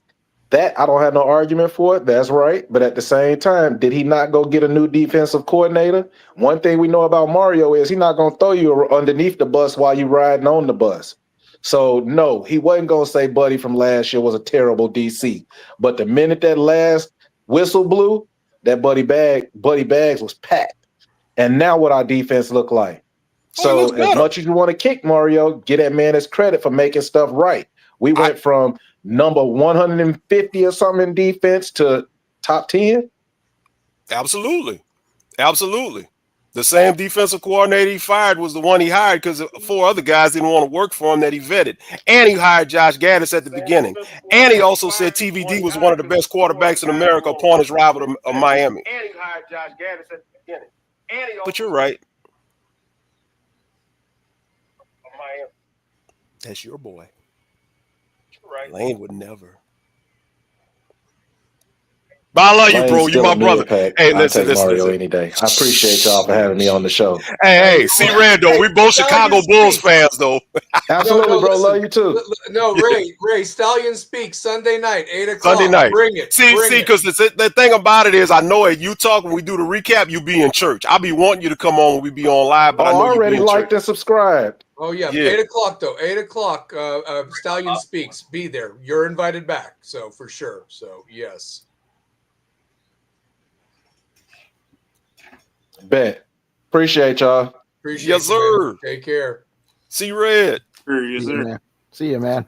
Well, real quick, chat box. One, if Larry won that. Two, if Ray Chan won that.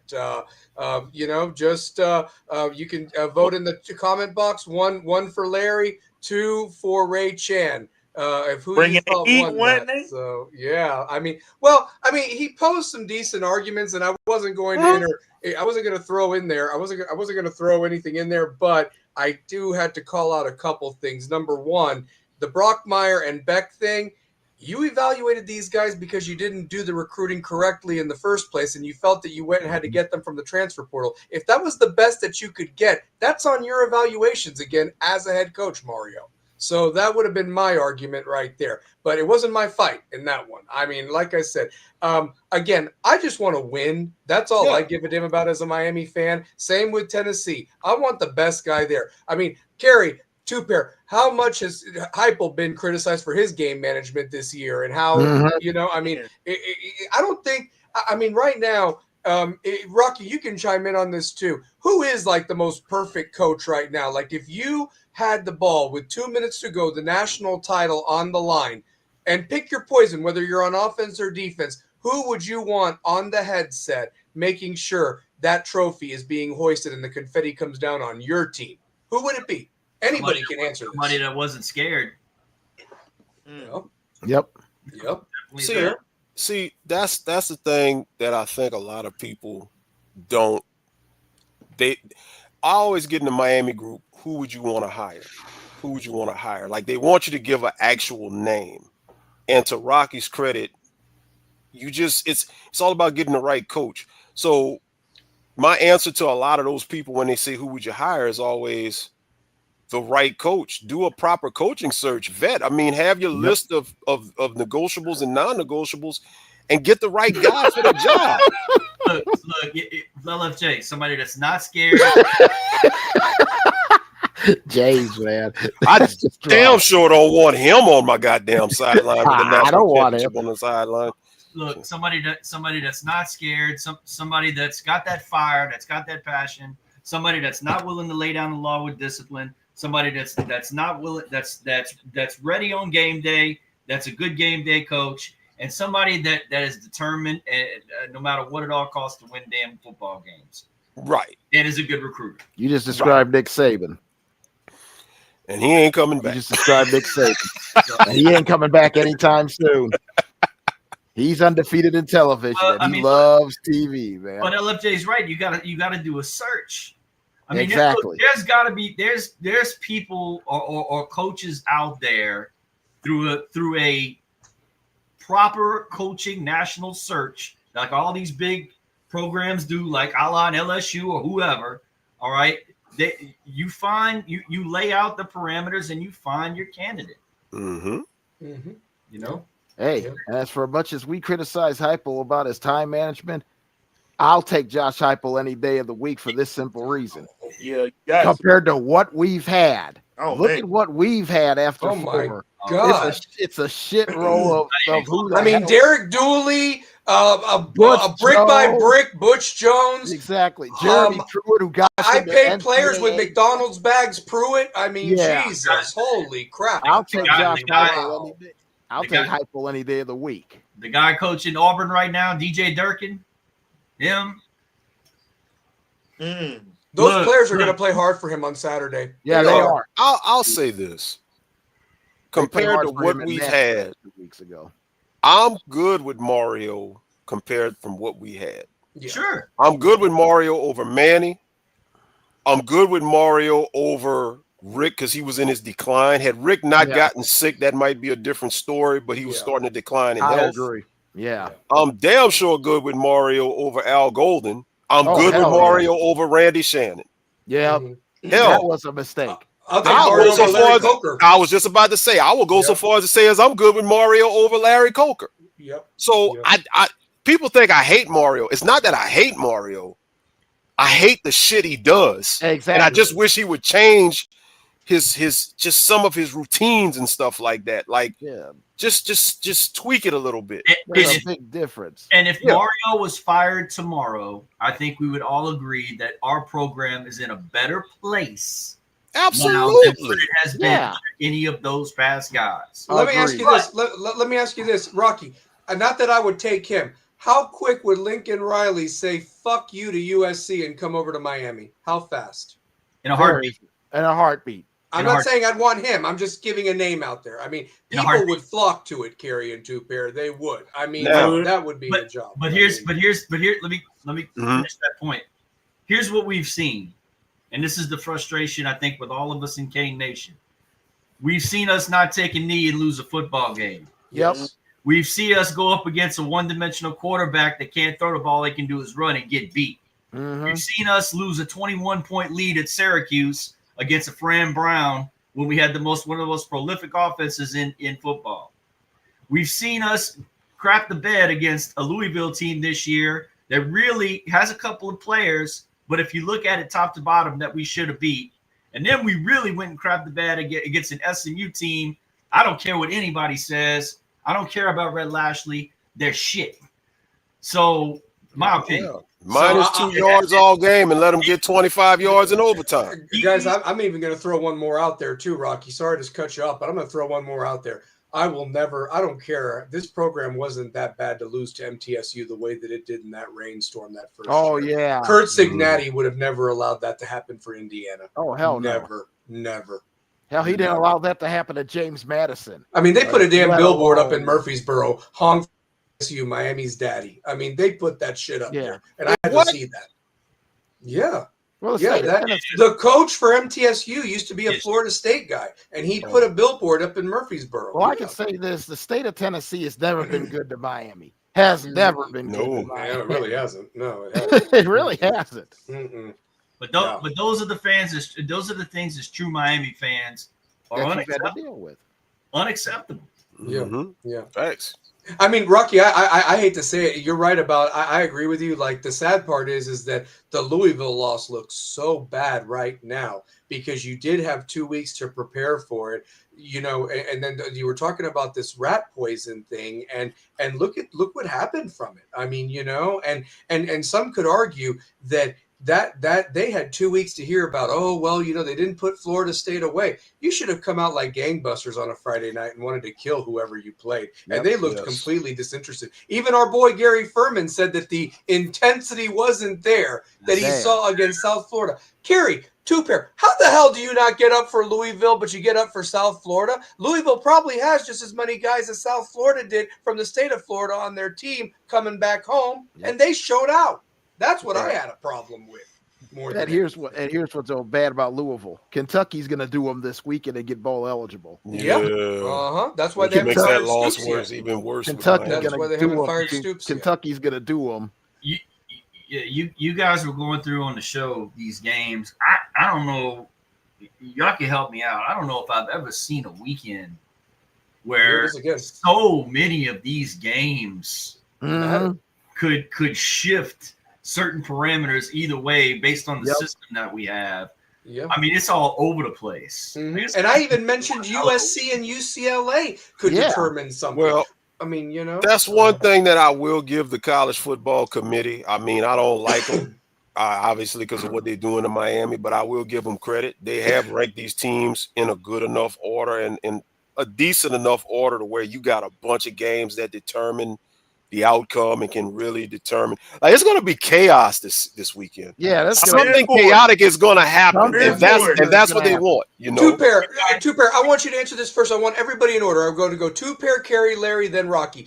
Is there a fucking scenario? And I'm going to go that because we're after dark now at 11. Is there a fucking scenario where this stays chalk? There can't be, right? There has to be somebody that chokes and shits the bed this weekend. I mean, there can be a lot of deciding factors. I think the Texas A&M and Texas game that has some big implications in it for me. Michigan, Ohio State, I think that can go either way, but Auburn Alabama game looks really pesky to me. Mm-hmm. That's the one. I think that could be the peskiest game of all. Mm-hmm. Does anybody give LSU a chance? You two Cajuns down there who I know can't stand LSU. Do they have a puncher's chance at all on Saturday? You go first. I hate to say it. I think they have a chance. This is Rocky 1. not this Rocky. This is Rocky 1 when Apollo Creed, when they set up the fight. Are we going to have the same result?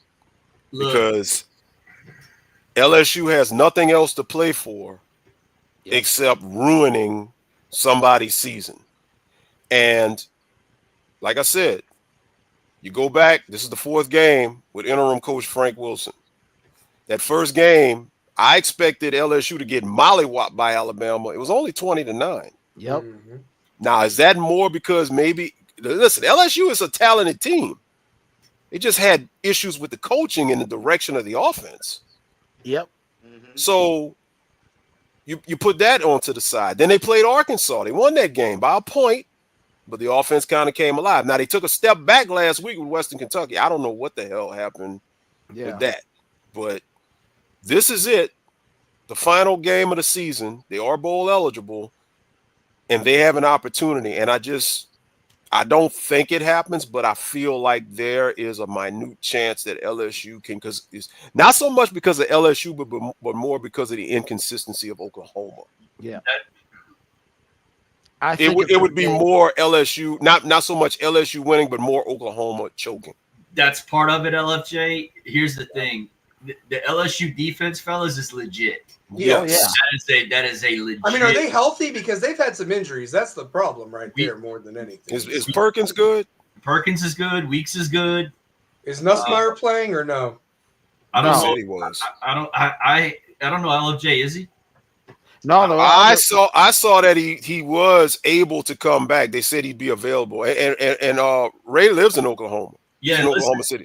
I look, LSU's defense is going to give Mateer and them problems. They're going to stifle that off. And look, if LSU can somehow find a way with Harlem Berry or with LFJ,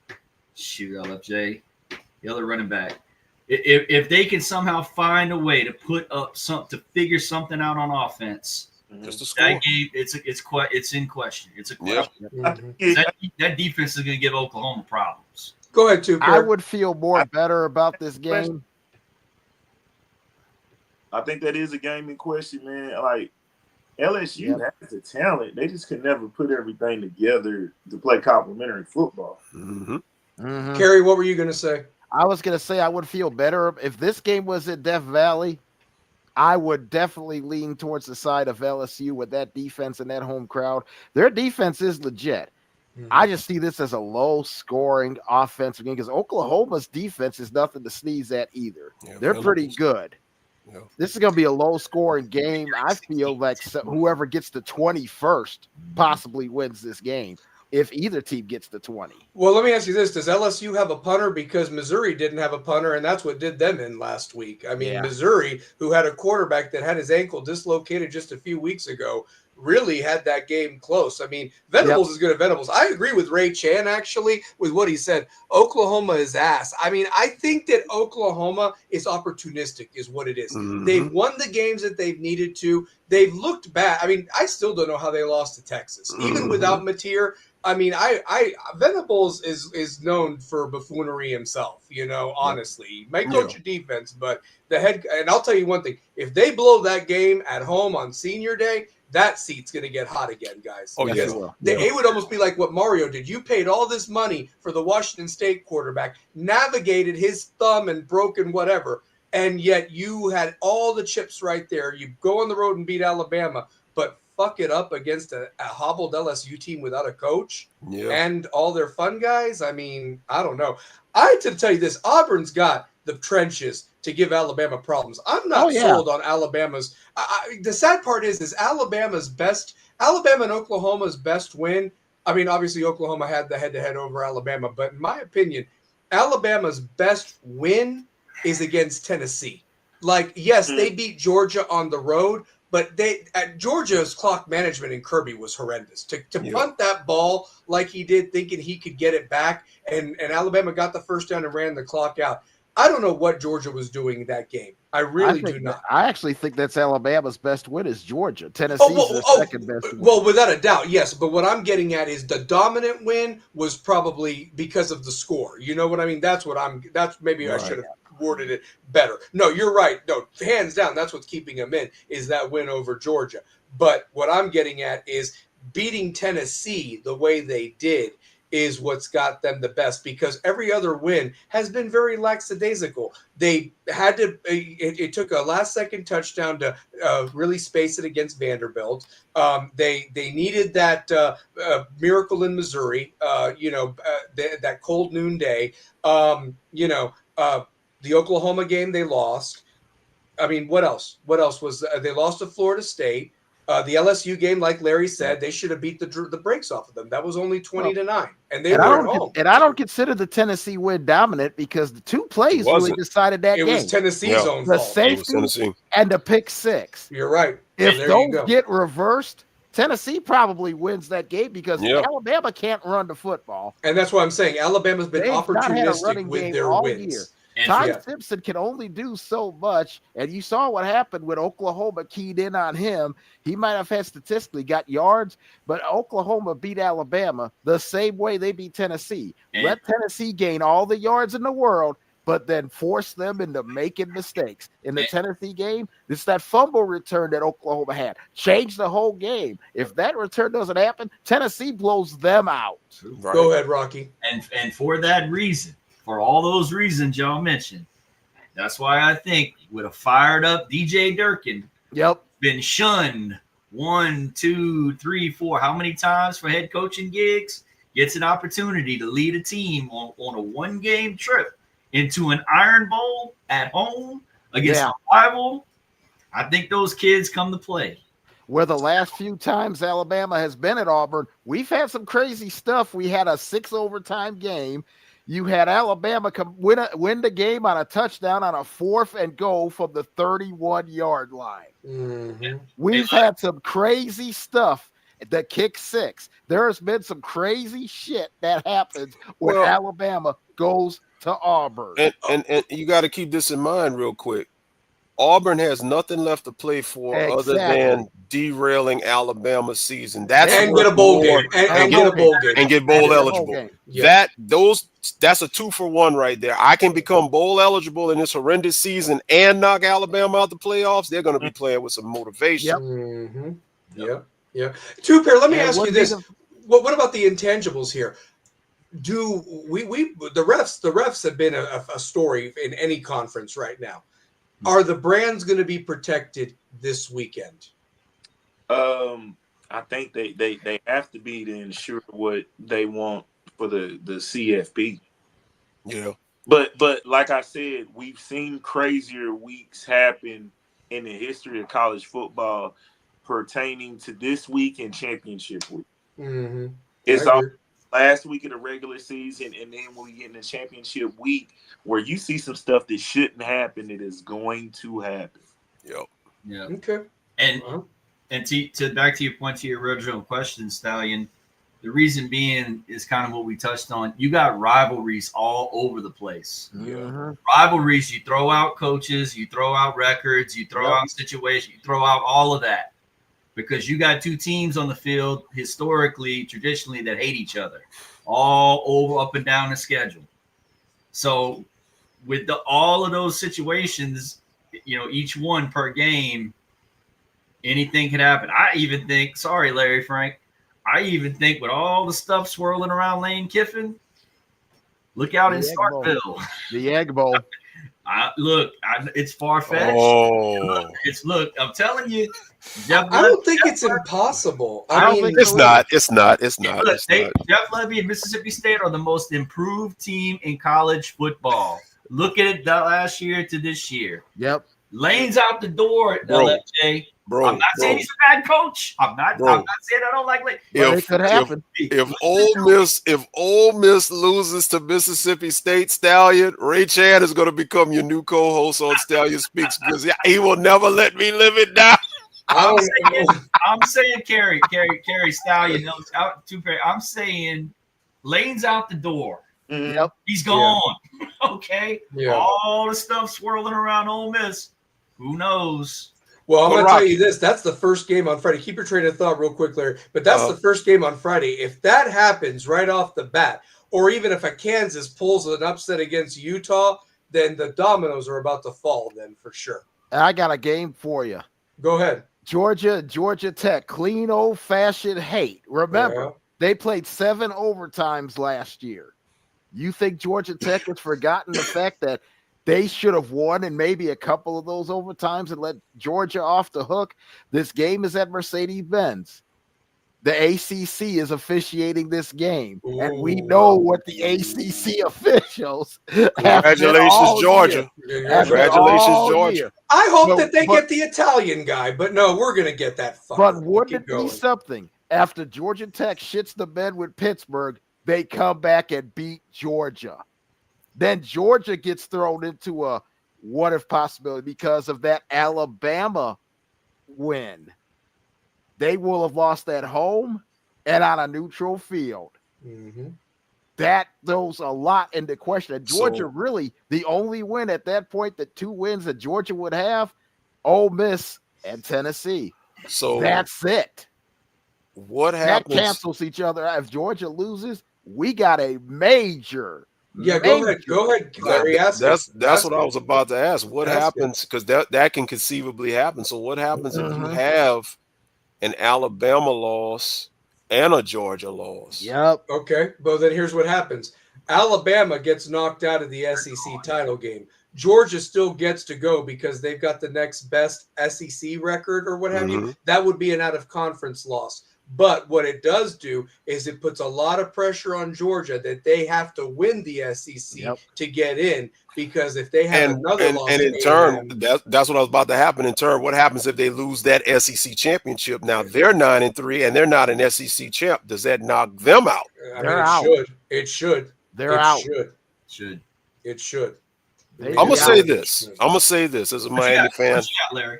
I'm gonna say this as a Miami fan. And I know it's a long shot, and I'm wishing. I'm hoping that ESPN is leaking the script every week by putting Miami at that 12 spot and that 11 spot or whatever. Listen, please, Duke, well, you're going to lose. Yeah, they are. They're going to lose. They're going to lose. Virginia Tech, beat Virginia. Miami, backdoor your ass into the ACC championship. Beat SMU, Miami. Get into the playoffs, Miami. Hey, real quick. I just feel like a conspiracy is going on, because why the hell? Why would you rank Miami as the highest ACC team in the initial? Was it the initial rankings?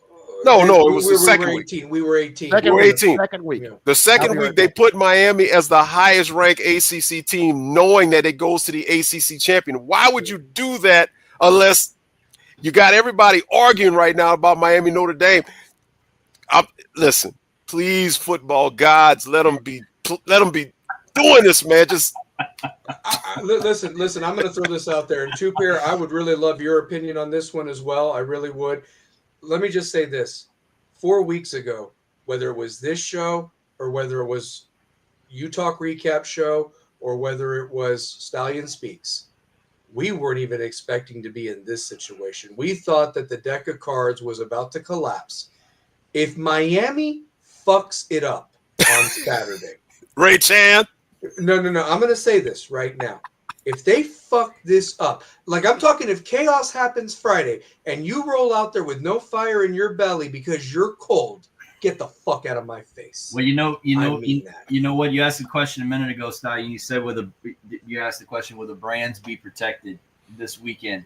Everywhere but Pittsburgh. Yeah, pretty much. I mean, it's unbelievable. Yeah, in Pittsburgh, the brand is going to get fucked this weekend. Bucky, why would you, as the conference people, whoever make the schedules, put one of your torchbearers? That's like making Clemson go to Oregon. or Stanford. You know, I mean, be honest, all you guys. Do you really think we're going to get a fair shake in Pittsburgh about a rest? No, that Italian guy's going to be there. The same referee crew from the SMU game is going to be that Italian guy that hates Miami. He also called the Syracuse game. Let's be honest here. We probably won't, but they know that all eyes are on the officiating crew right now. They know that ACC officiating has been questioned. So you're still going to get some bullshit calls, I think. But I think they're going to dial it back. Remember last week in Virginia Tech, the refs didn't call shit like they normally had been calling all season. To the tune of the announcers even calling it out. The announcers was like, well, that would have been a penalty on Miami. Like, so I think there's not to quote Tupac, but all eyes on them. Mm-hmm. I think everybody knows now that the ACC officiating has not been good. And I think that may give Miami a shot to get a more fairly called game. I hope you're right. I just need Ruben Bain, if he's actually getting horse collar blocked or whatever around his neck and all of that, call the shit. You know? Flag. Throw the flag. Like I said, you know, how many times, like I forgot what game that was. I think that was last week, Fletcher, because I remember saying that's not a flag. Fletcher got called for a penalty, and he was just blocking. I forgot what the call was. It was some bullshit call, but Fletcher, it was after the whistle. Yeah, he was driving the guy down the field, and then they called an unsportsmanlike on him, and that negated the whole drive. Exactly. Yeah. I mean, why call that? Like, why would that be needed to be called at that point? It's football, guys. You know, that's why, honestly, the Miami O lineman, I see Inez Cooper still driving people through the sidelines. I'm surprised that flag hasn't been thrown this year like it was last year. Mm-hmm. He's playing through the whistle. That's all he's doing, and you're going to call that. So, but. What I wanted to do was I wanted to finish up, guys, this is such a great debate. I know Kerry just went off screen for a second. Real quick, what I wanted to do was I wanted to get some predictions. And of all the games, these were the games that I wanted to pick just because of, for example, these were the ones that I felt implicated a lot based on rivalry, based on where they're placed. I threw the Florida State-Florida game in there from a standpoint that I wanted to see how we all felt if Florida State gets that win, because I can't remember the last time Florida State didn't go bowling 2 seasons in a row. That's like before Bobby Bowden type shit right there, in my opinion, if that happens. So the 70s. Yeah, so I'm all for it. Well, I'm trying to be nice to my brother Two Pair up there. He's had a rough season, so but we love you Two Pair. We love you Two Pair. We love you Two Pair deep down is really the U. His family's he's really the U, but it's okay. It's all good. He's Peter Warwick. He really is. I love him. Ton of my family's in North Dade. A ton of my family is you know what I'm saying, around that Coral Gables area. So. You know what I'm saying? But I've always been a Heat fan. Me too. So. But I know, side note, Michigan just opened up a can on Gonzaga. Oh, dude, Michigan's for real in basketball. Michigan's for real, man. No, they're when we get to basketball. Coach May might have a team that they might be my sleeper pick to get to the Final Four. Yeah. I like what they got. They'll whip Purdue's ass in Big Ten. I'll tell you one thing. Seeing the Fab Five together the other night in Las Vegas, Weber, Jackson, Jalen Rose, and all of them brought back those great memories. And they all shared great. I can't stand Michigan. Boy, I'll tell you what. that team is scary. That team is scary. And Gonzaga's no slouch. No, Gonzaga's not a slouch, but Michigan's Graham Ike was not seen in this game. He just wasn't.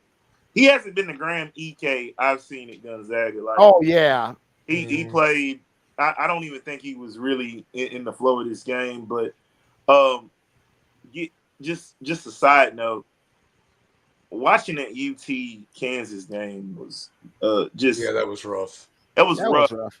Oh man, I'm sorry, man. I got on this side note watching. No, you're good. No, hey, listen, I'm right. Listen, if Miami doesn't get in the college football playoff, my attention's all basketball at that point. So yeah, but real quick, I know Ray Chan's in the chat, and I'm going to put his picks up here as we go. Rocky, I'm going to start with you. Georgia Tech. Who you got, brother? You put money on these? It's just a test of wits. We ain't putting no money on it because we'd be broke if we did. I was gonna say we'd be some broke mothers. Georgia Tech got a neutral site, Mercedes-Benz. I agree with Kerry. I think Brett Pry and them are going to come in pissed off. Georgia just has a knack of hitting that extra gear late in the game when it's like it's on the line. It's like everybody. It's like circling the wagons with the Bills. I just think at the end they're just going to be too much for Georgia Tech. I got to take the Bulldogs. Yeah.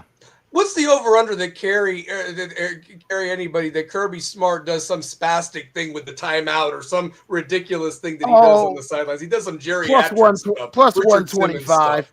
I got plus 125. He'll do something stupid. You know he will. Kirby Smart is just like that petulant child that wants that attention. He's going to get it one way or the other. It really is childish attempts at getting attention. It really is. So, yeah. Ray Chan's got Georgia over Georgia. I can't either. Larry, who you got? Georgia or Georgia Tech, brother? Oh, yeah. I got to go with Georgia. Georgia Tech, they're too inconsistent. I mean, if they wouldn't have dropped all those games and would be like 10-1 right now, I'd give them a shot. But, yeah, Georgia's going to probably show them that last year was a fluke with those 7 overtimes. Yeah. Georgia easy. Kerry, who you got? I think Georgia. I think it'll be a tight game, but I think Georgia in the end. Georgia has a knack. They've got that knack for finishing ball games. They're really good at it's not how you start, how you finish, and they finish probably better than anybody outside of the top 3 undefeated teams. So I think Georgia will find a way to finish. They always do. Yeah. Two-pair, who you got? Bulldogs or Yellow Jackets? Man, give me the Bulldogs. Yeah, Bulldogs bite. I think the Bulldogs are going to be too much, and if Georgia's got a chance to really show the committee one more thing, to lock in that top 4, they'll do it. So without even having to play in the SEC championship game, A&M and Texas, I'm going to go with the Aggies. They have been my sleeper team since we started this thing at the beginning of the year. I said keep an eye on Mike Elko. I don't know what the hell happened in that South Carolina game, but for goodness sakes. They got that out of their system. I think they roll this week, and I think they roll in the SEC championship game against whoever they play. That's who I've got. Two-pair, who you got, A&M or the Longhorns? Man, I've been going back and forth with this game before we came home. I really like Mike Elko. Yeah. Mm-hmm. I do. But Sarkisian needs to win this game. Yeah. If Sarkisian doesn't win this game, the seat gets warm. Yes. Yep. Especially when the other brothers are doing better, like the Texas Tech. You can get SMU in there. It's scary. Yeah, Texas would be out. I'm just saying, when all those other Texas schools are doing fairly well, what does that say? What does that say to Texas? I think Texas A&M wins, but man, Sarkisian, you need to win this game. This is big time implications. I agree. Kerry, who you got? There is a Heisman finalist in this game, and his name is Marcel Reed. He's the difference in this game. His running, his passing is fantastic, but his running. Nobody talks about how great of an athlete this guy is. He can elude and run. That LSU game, I still remember that LSU game and seeing him run all over that field. And LSU was a good defense, and he made them look like they were in slow motion. He'll make Texas do the same thing. I think Texas A&M wins this game. I think it's tight, but I think A&M blows it open in the second half. I like it. They've got too many athletes. Who you got? I'm going with Texas A&M because Arch Manning is ass. Hey, he's actually played well the last month, man. I give him a little bit. That concussion he got might have been the best thing that ever happened to him. Well, okay, so he's not 100% ass. He's a left cheek. A&M. He's 50%, man. There you go. A&M by 14. Rocky, who you got in that one, brother? A&M big. The Aggies defense isn't going to let Manning do anything against them. A&M big. I agree with that. This is a blowout. Rocky, the game, as they like to call it, Ohio State and Michigan. I bet you feel the same way as I do. Can they both lose? But go ahead. Who do you got? So both of them. Look, Ryan Day can't lose. What would it be? 6 in a row? 6 in a row against me. You were talking about C getting hot, no matter where they're ranked. If he goes 6 in a row, I mean, if they lose again, give me Ohio State. Yeah, they better win. Larry, who you got?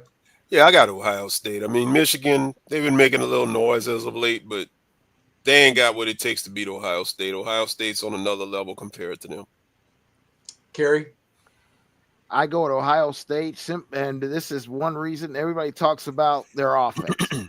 What Matt Patricia, a former Super Bowl winning defensive coordinator, has done for that defense.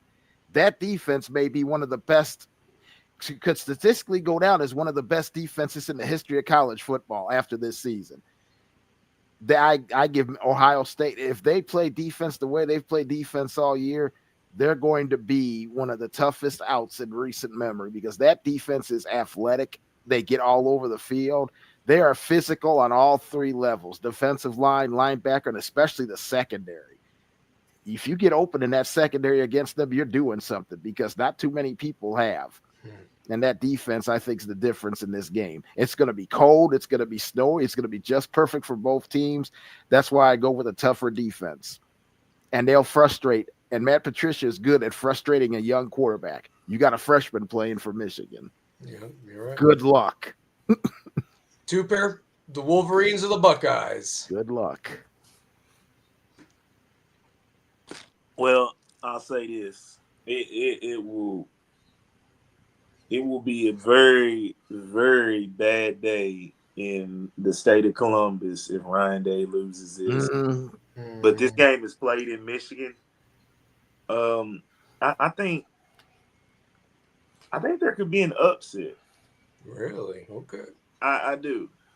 But Ohio State should win this game, but because I like to see some chaos, give me the Michigan Wolverines. If they get it done, I'm using this clip to open up next week's show, by the way. I am.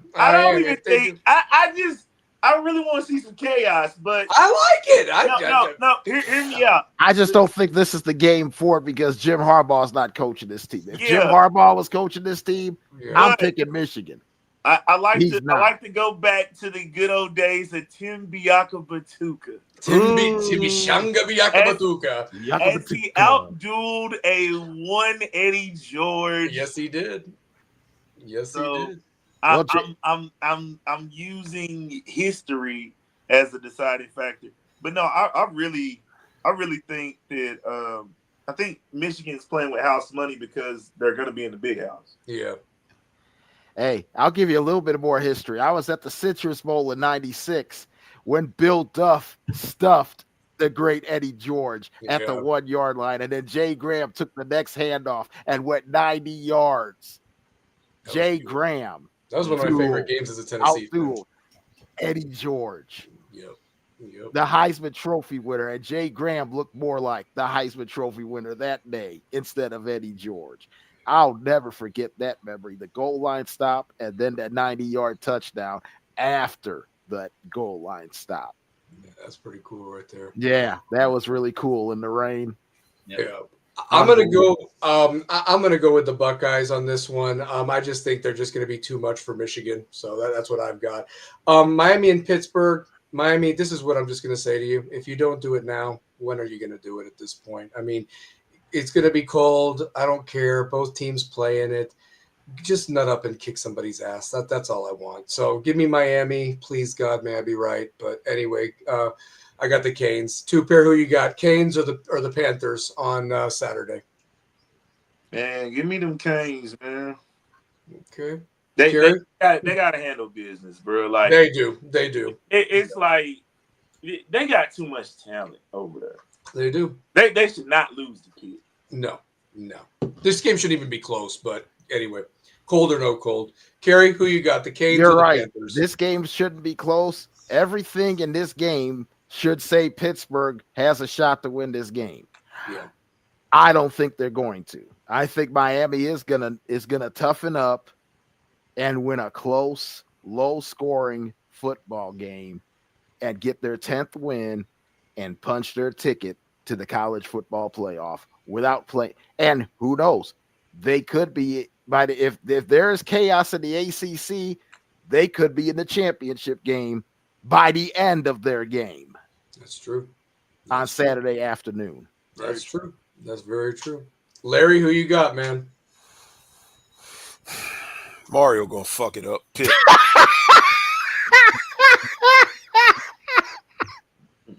Yeah, like I said, this game screams Pittsburgh. If anything, this game on paper should scream Pittsburgh. I want to go Miami. My heart wants Miami to win, but at the end of the day, you gotta think in your head. I'm just being, and it's transcend Mario. These types of games.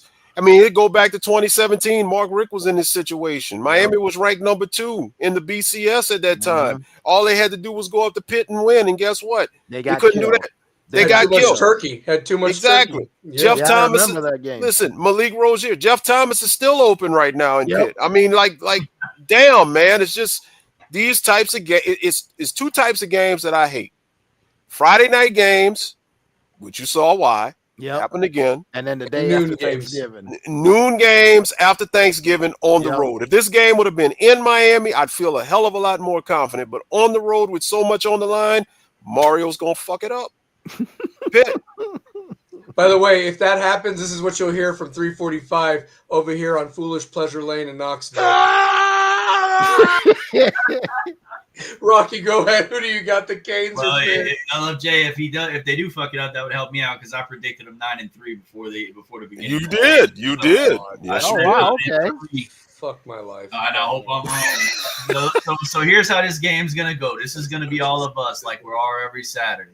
7-0 Miami. 17-0 Miami. Wait, 17-7. Yep. 17-10. And then the shoes. Wait, 20-10. We got the field goal. Wait, I'm gonna keep going. 20-17. 27-17.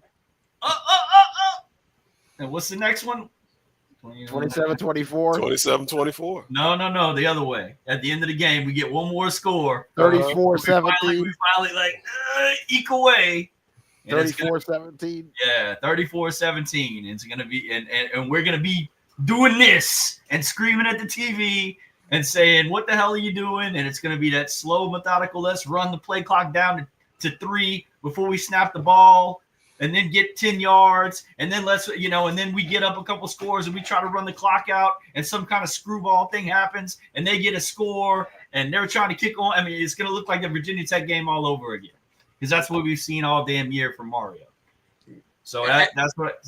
So I'm picking Miami, but it's going to be one of these things where we're all looking at this going, like Two Pair said, we got all this talent on this team. And we're letting these teams hang around until we finally kind of edge them out at the end, which is driving us all insane. That's my opinion. Listen, you're not wrong. And then cue Joey Galloway. Listen, all the pundits going, well, did they look good enough? Did they score points? Did they make enough yards on this third down with this point in time in the game when the game was in this situation? Man, shut the fuck up. Exactly. So yeah. We'll roll through these. Rocky, who you got? Oregon at Washington. I got the Ducks. Give me the Ducks on the road against Jed Fish and the Huskies. Okay. Larry, who you got? Huskies. Oregon is a Jekyll and Hyde type of team. Yep.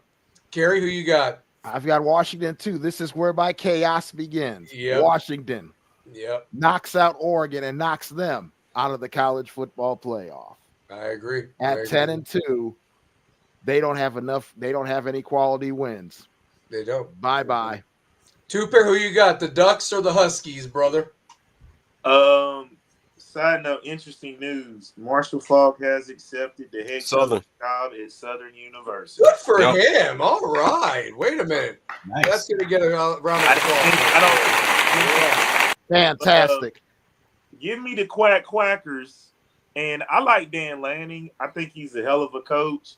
And he was a hot name, but I don't think he leaves that Nike money. Well, I think there's one place he could leave, and that's Florida, because they got Nike money too. They got the Jordan brand too. They're one of their first Jordan brands. But it's gonna be hard pressed to get him out of Eugene. Yeah, because Phil Knight gave him unlimited access and all that. You don't leave that bank. Yeah, you don't leave that. You don't leave that great. Mario, unless you go to the NFL. Unless you go to the NFL. Yeah. I just wanted to point out this is the big 3:30 CBS game. So CBS, great job for your 3:30, by the way. So and actually, that should be a fun game. Yeah, go ahead. CBS put together the collection of worst football games I've seen. You know, they sure did. This is what we think about them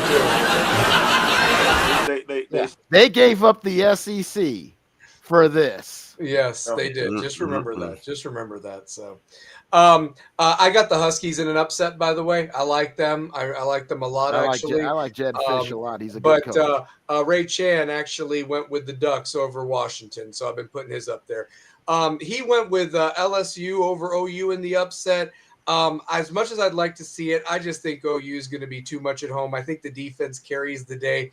20-17, ugly game, but OU is going to get it done. I hate to say it. I hope I'm wrong. Two pair, who you got, LSU or the Sooners, man? Man, I was back and forth with this. I think Oklahoma is in a driver's seat, and they won a tough road game in Knoxville. They beaten a good Alabama squad. LSU, really, I don't even know what you're playing for at this point. I really don't. I like my chance, and kudos to Brent Venables because where this was looking, it wasn't looking too good with Mateer with the injury early in the season with the thumb, I think. He's turned it around, but like I said, they're in the driver's seat, and they have to win this game. Yeah, no, we thought they were done after the Texas Ole Miss stuff, but go ahead, Kerry. Yeah. To me, if it wasn't for Elko going undefeated with A&M, Brett Venables would be my SEC Coach of the Year. Probably, yeah, easily. Yeah, because the job he done. They were 6-6 last year, and they went through 4 quarterbacks. Yeah. I'd almost even argue Lane Kiffin just because of the fact you lost all the first round picks and what you've done with this group where nobody really thought. I mean, this is the group that's going to get you to the playoff if you take care of business Friday. Yeah, and not the one last year that choked in the swamp. So yeah, but Larry, who you got? The Go Tigers or Boomer Sooner for JR? So Boomer Sooner. To help Miami, I want to say LSU, but I got common sense, Oklahoma.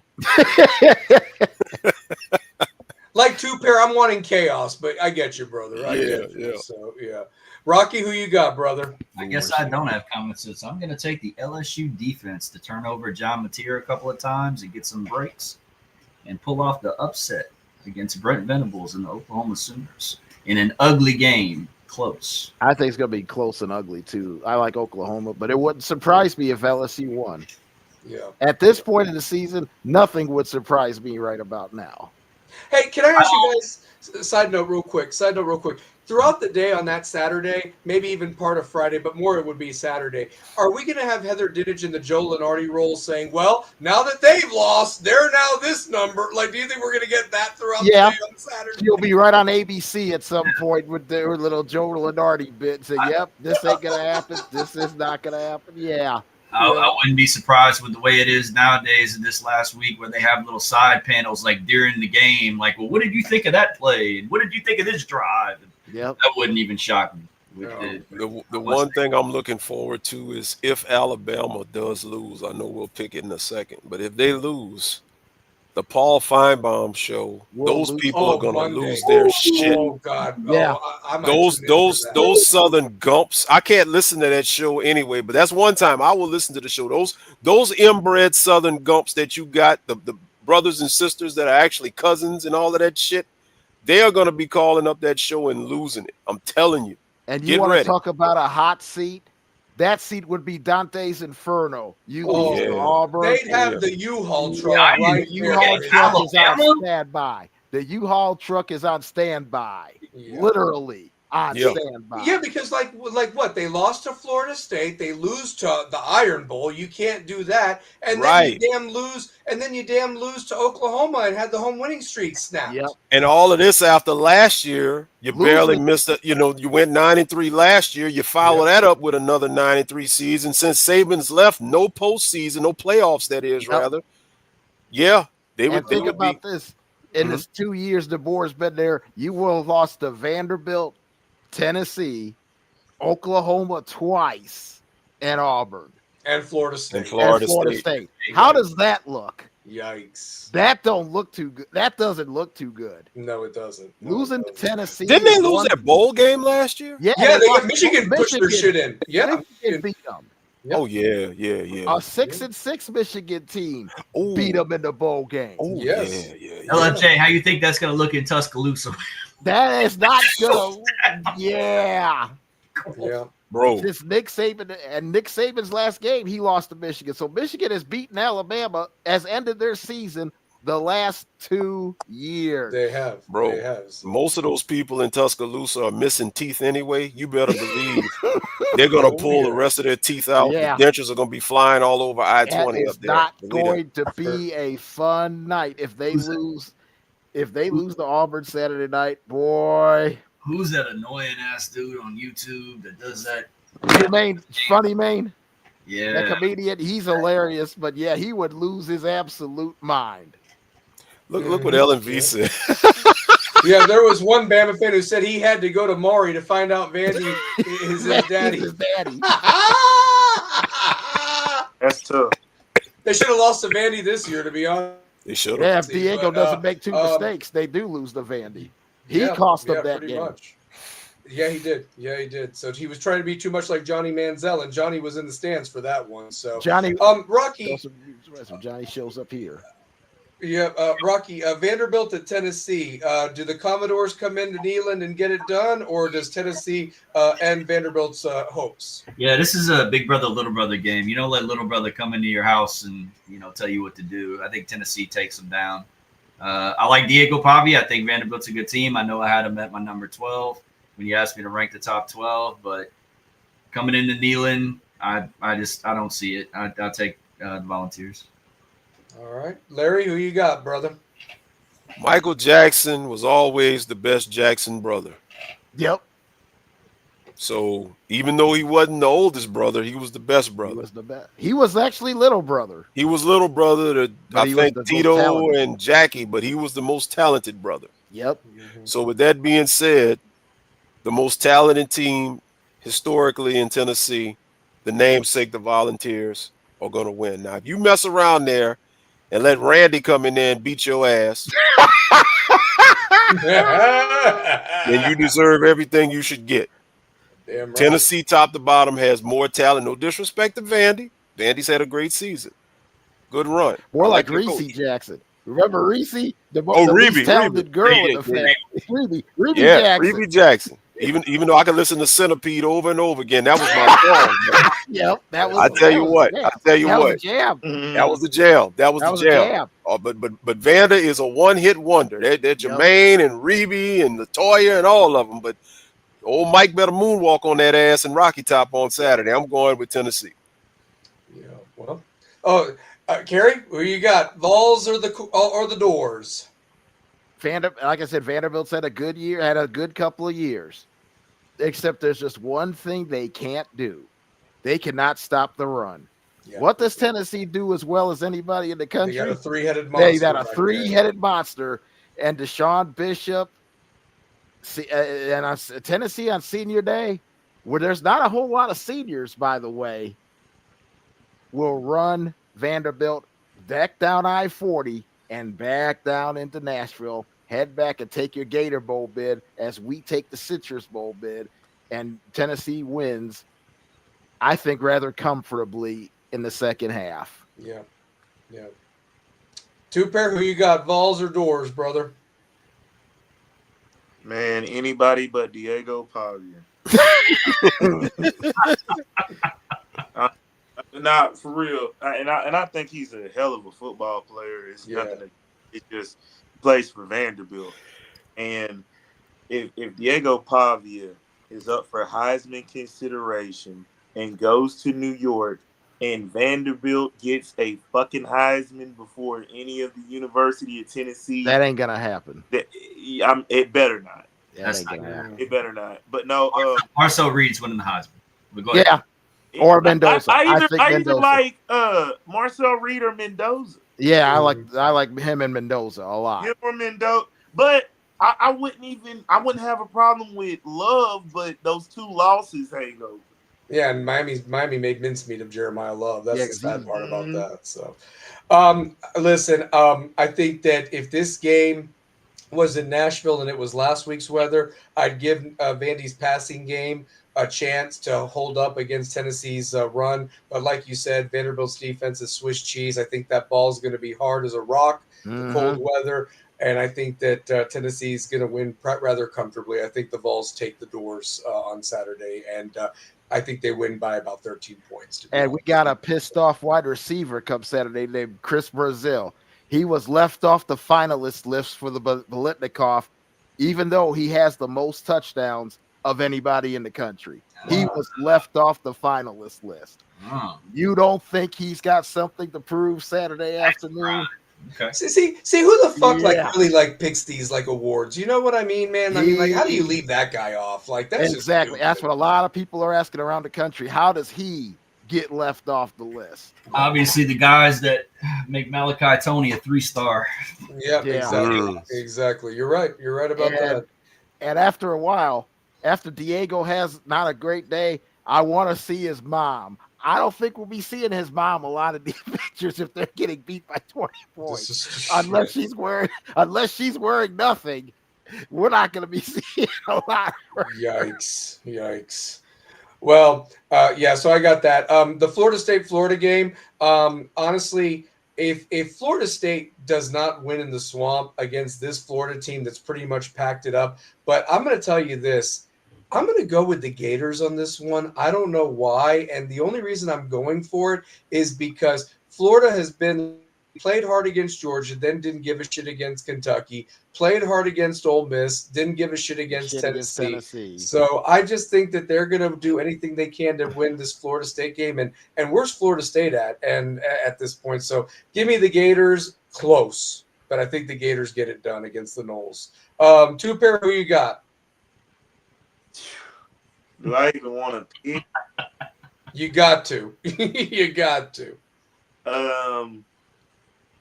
Being as that they're trying to show faith in Norvell, I want to this game in Tallahassee. No, it's in the swamp. Oh no, it's in the swamp. Oh shit, they're definitely not winning. Yeah. Damn. Hey, Steve! I don't think Norvell has beaten Florida. I don't think. No, he did. He did with the first year. They barely did it when what's his name got hurt. When Jordan Travis got hurt. Yeah, he did when they went up to beat it. Yeah. Okay, that's the only time. I'll go ahead and take the nose. But Lord have mercy. Yeah. Lord. Who you got? This is gonna be some bad football.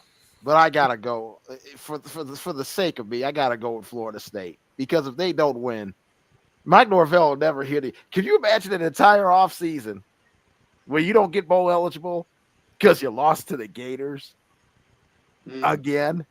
I just can't believe that this game is at 4:00 on ESPN2. I never thought I'd see. There's nothing else. All the good games have been taken up by everybody. I know. This game is being televised, Stallion.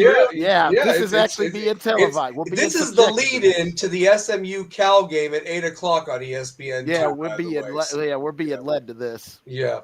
Larry, who you got, bud? Gators or Noles? This can't end in a tie. I'll be honest with you. That game, I'm gonna be playing Madden. Fuck both of them. Wait a minute. Wait. Ray had a good one. He said FS2 equals Florida. Most of us won't be awake that early to watch the Rotel Tomato Bowl. So yeah. I'm going with the Gators only because Florida State is just too inconsistent. Florida State, they suck. I mean, the Gators suck, but at least the Gators got fight in them. The problem with the Gators is they've had injury issues. Yeah. They've fallen short. You know, they've just gotten beat flat out by better teams, and Florida State ain't the better team. Not now. Mm-mm. Not now. Mm-mm. So, yeah. Rocky, who you got? Where this game's going to be the Florida State AD because he's got another reason to fire Mike Norvell. Yep. Give me the Gators. Exactly. It sucks. All right, the Iron Bowl. That's going to be the big one, I think, on Saturday. Bama or Auburn? Nice. You've been saying Auburn, so I assume, Rocky, you're going to go with the Tigers. It's my upset special, man. DJ Durkin's going to rally the boys. Look, me and LFJ have been around Jordan Hare earthquakes. We've been around fires. Right, LFJ? Oh, yeah. Yep. We've seen all that. We've seen it all. These things go on at Jordan Hare during the Iron Bowl.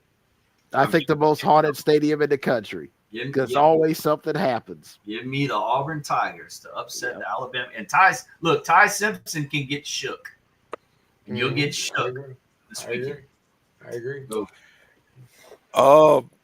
Anybody that didn't see, I saw the highlights of it. I think Stephen A. and Cam, and I think they were kind of trying to run off why Alabama would win. And Cam gave a very, very emphatic speech on Auburn football. And man, I'm going with Auburn. Alabama's just gotten lucky. They're not good to me. Yeah. If they can lose to Florida State, and if they struggle with LSU, they can damn sure get their ass whipped by Auburn. Yeah. Auburn's my pick too. Auburn is my pick too because strange things have happened in this game. Like I said, the kick 6. We've had 4th and 31. You've had 8 overtimes. You've had all kinds of stuff that's happened in this game. So nothing would surprise me. And I like you, Larry. I listened to Cam's impassionate thing, and I'm like, Auburn's winning this game. Yeah. Auburn's winning this game. DJ Durkin's a hell of a coach. He's coached at both the NFL level and the college level. This man knows his football.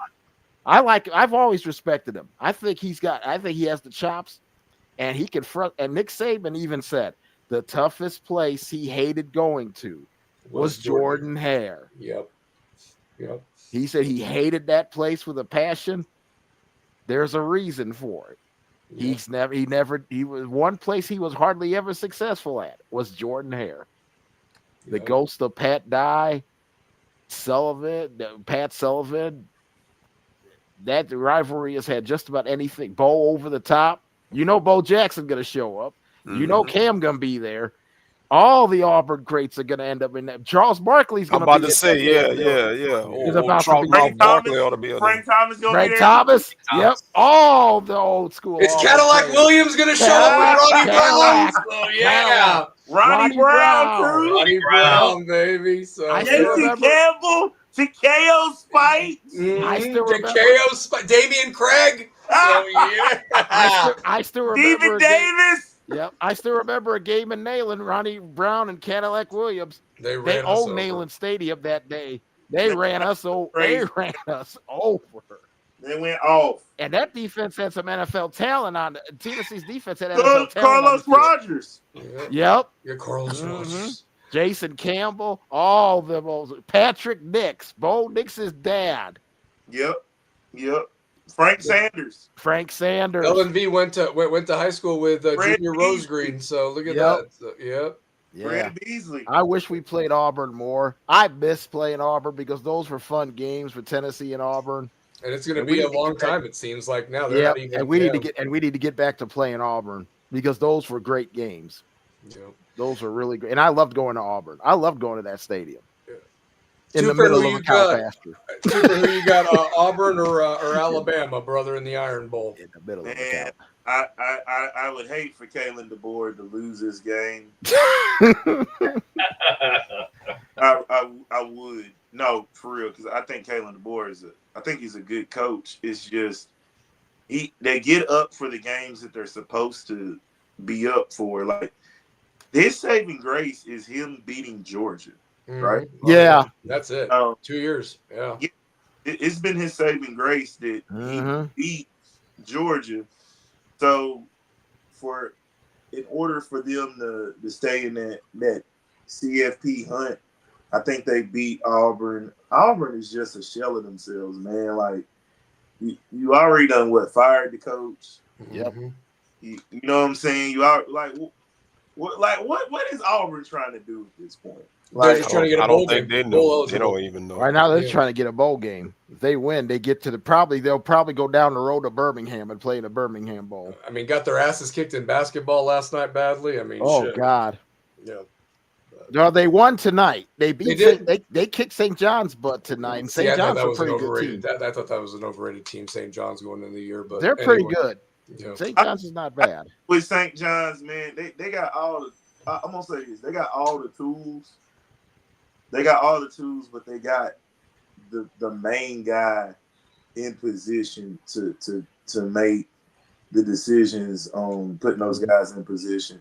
Yeah. I think that they're going to be a team that can make a Sweet 16, Elite 8 run, though. Yeah. Oh yeah, for sure. Hey, but if you want to take because Patino, he's at the right place time. Like, oh yeah, being in New York, he's a New York guy. Yep. It just he knows what they need. But I'm gonna say this: Auburn looked so bad. Yeah. This week, like they are gonna be in a rude awakening on when it gets to SEC time. Like, because I just don't. Like I said, if Steven wins, he's gonna be beloved in Auburn. When he starts losing, it's gonna get those. Mm-hmm. Hey, if you want to take a break tomorrow between the football, there's two good college basketball games. You got Michigan State and North Carolina playing in Florida. Mm-hmm. And then Duke and Arkansas and Chicago. Arkansas is on CBS on national television, rivaling Ravens Bengals on NBC. Yeah. That's going to be fun. Yeah, for sure. And they're playing in Chicago, right? Yeah, they're playing in Chicago. Yep. Oh, yeah. So CBS has been hyping this for over a year when they signed this game. So yeah, I mean, as their thing. CBS's basketball coverage is still really good. Oh, it has to be because their football couldn't be more atrocious. Yep. So yeah. I'm going to tell you this. I'm going to go a different way on this. I'm going to still pick Auburn to win it, but I'm going to tell you this. The quarterback for Auburn has really impressed me, and I would argue that this guy should have been the guy all damn year, honestly. I mean, the way he's been playing. And the guys rally around him. He's built like a truck. He can throw it. He can also run. And we all know that running quarterbacks bother Alabama. So give me Auburn for that reason, that this is the quarterback that is going to give Alabama fans nightmares for years to come, honestly. And if you think about it, after the way the season that Auburn has had, don't you think they're due one? They are. After getting ripped off in Oklahoma, getting ripped off in Athens, at some point, you think the gods say, we owe these guys one. Yeah. Let's give them Alabama. Let's screw up the college football world and Kalen DeBoer's livelihood. Can I get an honorable mention real quick, Stallion? Sure. Go for it. Mississippi State is going to give Ole Miss a game. They're going to give them a game. Yeah, no, for sure. I mean, that could be my upset special for sure. So, yeah. I think that's a good upset, though. But that is a good upset. It's a lot on the table because if Ole Miss loses, like, what are they going to say about if Lane leaves? Like, I think Lane stays. It's so much going into that game, but that is a good one, though. Yeah, that is a good one. So, yeah, no, I like that one as an upset, too. I mean. And think about it. Mississippi State, they beat Arizona State, but then you lose at home in overtime to Tennessee. You lose at the end to Texas. Mm-hmm. You imagine if one of those two games gets turned the other way. Mm-hmm. They're already bowl eligible. Mm-hmm. Right. Oh, yeah. My upset special that wasn't on that one, I've got Virginia Tech beating Virginia, and that'll help Miami get to the ACC title game. They've won 5 of the last 6, no matter how bad Virginia Tech has been. They've won 5 of the last 6 meetings with Virginia. So, that's a high possibility. Yep. And the game is in Charlottesville. Yeah, they could win that game. Yep. No, Charlottesville has not been. It hasn't mattered where that game's been played. VT has been Virginia's daddy for a while now, so yeah, for sure. Kerry, real quick, your big games of the week, and then we'll get out of here with They Stink. So the whole schedule. Yeah, the whole Friday schedule. The college football schedules was fantastic. The NFL schedule, the Thanksgiving lineup. This might be the best Thanksgiving lineup we've ever had. I mean, but down below, by the way, I got all the NFL games down below. So I mean, you got division matchups with Green Bay and Detroit. That's a big matchup. Chiefs and Cowboys. We're going to find out an awful lot about both teams, but I think we're going to find out more. Let's find out if the Chiefs can actually back up a win with a win. Dallas, Thursday games this year, the home team has done so much better than the road team. Baltimore and Cincinnati, you got Burrow making his return against Lamar Jackson. That's always must-see TV. The sleeper game for me this week is Friday. Bears at Eagles. Which Philadelphia Eagle team is going to show up? They cost me money last week. We know Chicago's come, and Chicago needs a quality win. They're 8-3, and they've beaten who they're supposed to beat. But I want to see Chicago do a number. If Chicago wins this game, they will make the playoffs in some form, either as division champs or a wild card. Boy, Rocky will be happy. Look at Rocky over there smiling like his Powerball numbers. Kerry, you got a new best friend in Rocky. Kerry, you looking at a huge Bears fan, buddy. And now, if you're asking me to vote Coach of the Year, Ben Johnson's at the top of my list. I know what the job that Vrabel has done, and I've seen what Shanahan has done with all the injuries. But to me, Ben Johnson, that turnaround has changed that team. You can coach. I mean, Caleb Williams last year was sacked 68 times. He's been sacked 17. That's 75% of the sacks from last year gone. That's Ben Johnson. You think Detroit would rather have him right now other than Dan Campbell calling plays? That has been the single biggest difference between Detroit, the way they've struggled, and Chicago, the way they flourished, is Ben Johnson. I like it. I didn't even know there was a game on Friday till I saw the slate. That's the prime game on Friday. Imagine me flip. Imagine what I got to pull. I got to flip around all over the place. And the one game on Sunday, and the other game on Sunday, we're going to find out a lot about. We're going to find out a lot about the Colts. They finally play the Houston Texans. The Colts schedule goes like this. They play the Texans twice. They play the Jags twice. We're going to find out who wins the AFC South in these last 7 weeks of the year. Is it going to be Indy? Is it going to be Jacksonville? Or the one team that I wouldn't want to see come playoff time is the Houston Texans. That defense is incredible. I saw it firsthand Thursday with my Bills. Yeah. I still Josh had nothing, he couldn't do anything. And yet they still had a chance to win that game at the end. That's the only problem with Houston is that offense. But CJ Stroud is coming back. This will be interesting to see how the Colts, how do they handle losing a game to Kansas City that they were in control of for 3 quarters. And then they just got stupid in the 4th quarter. They didn't run Jonathan Taylor at all. How do you not do that? How do you not run him? You let what? Now, and the secret of that team, Jonathan Taylor, who would be one of my front runners for MVP, although my MVP right now would be Matt Stafford. Yeah. And Dak would be second. That's how great of a year I think Dak's having, and I want to kick Jerry Jones in the ass. If he doesn't trade Micah, they might be leading the NFC East. They might be. They might be leading the NFC East. It's crazy. And the Cowboys are the biggest show and go team in the NFL. Their offense is terrific.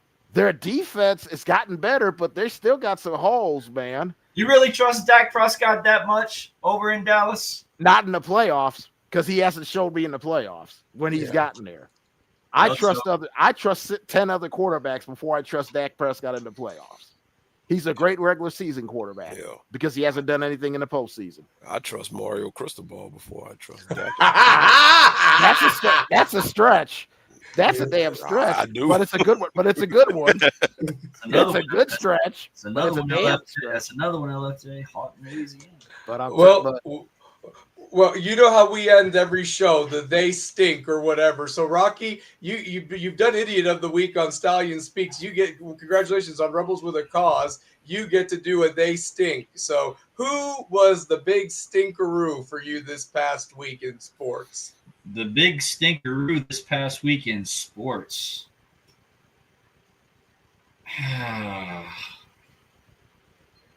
I mean, the layup is Georgia Tech, right? I mean, they laid the biggest egg. Great choice. I mean, that's a Great layup. choice.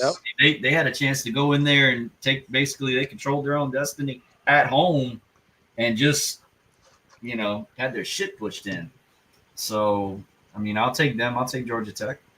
I like it. Larry, who was yours they stink this week?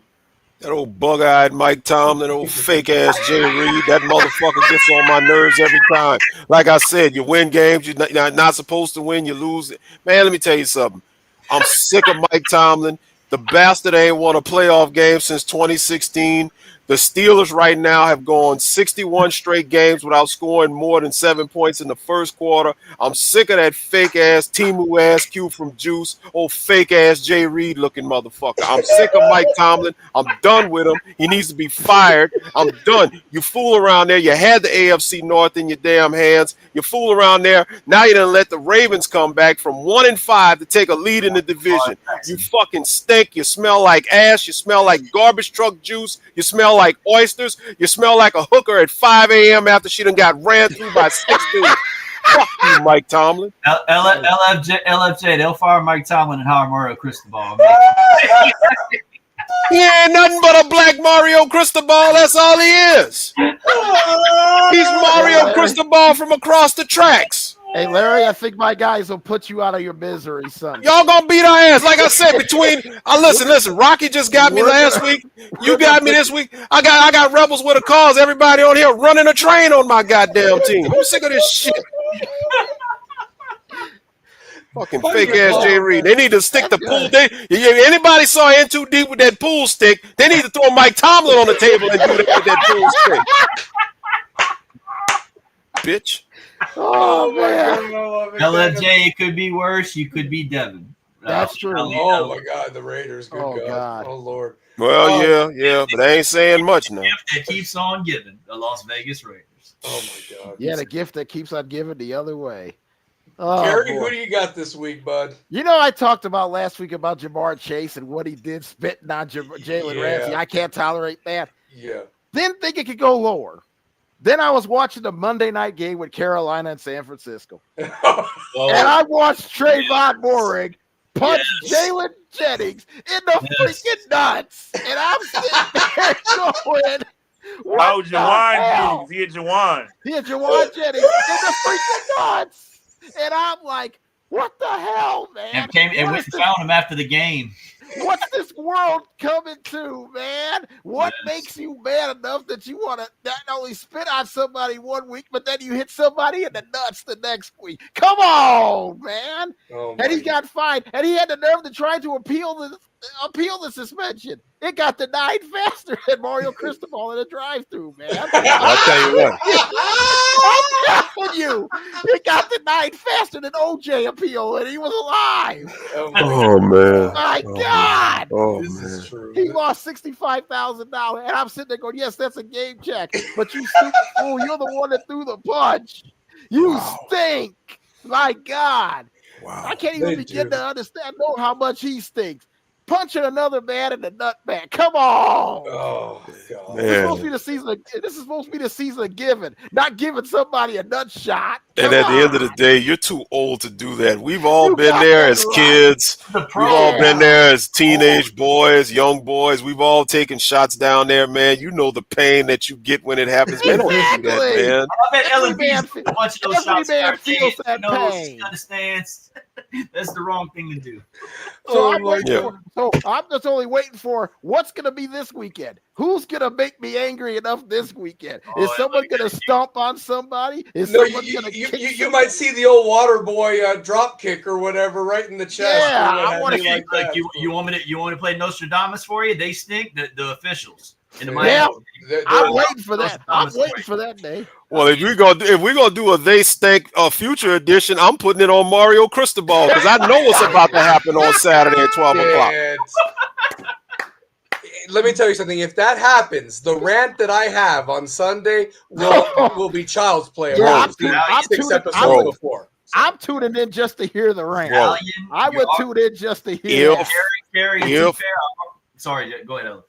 Listen, real quick. I pass it back to Rocky. If Mario messes this up, I'm telling you, Miami Hurricane fan base is about to have a civil fucking war. Get ready. The battle lines are already drawn. They're already drawn. You just got it. Look, me and Ray Chan go back. We go back like 10 years, man. We cool like that. But I'm telling you, it's going to be a civil war. Just get ready. Let me tell you something. If that happens, I want the Macaulay Culkin looking motherfucker on TikTok. I want his ass on a plate in his pizza boy delivering playoff CFP on Tuesday. God. I want him. That's who I want. It's just like an ECW versus when ECW and WWE threw down the first one night stand. One night stand. And Kurt Angle wants Taz. No, I want Macaulay Culkin. That's what I want. So. Oh yeah. Stallion, you know where we're going, right? You've already been called out once. You know where we're going. We're going. I'll be there. I will be I will be at 7:30 if he sends me that. Hey, y'all send me the link. I'll join y'all too. I will send you. I love telling people they were wrong. Please send it to me. Oh, he's the biggest slurper of them all. So this is gonna be. Hey, you see, and real quick, you see another one. You see that goddamn Dono? I'm sick of Dono. Alex Dono. Oh, yeah. Alex Dono makes me sick, man. Alex Dono just had a video the other day. The Miami Hurricanes are in great shape. They're playoff bound. You shut the fuck up, you baboon-looking motherfucker. You are locked on Canes, baby, with Alex Dono. This dude lies. The propaganda that he... Kerry. This guy, okay, so you know the Locked On Network. They got Locked On everything.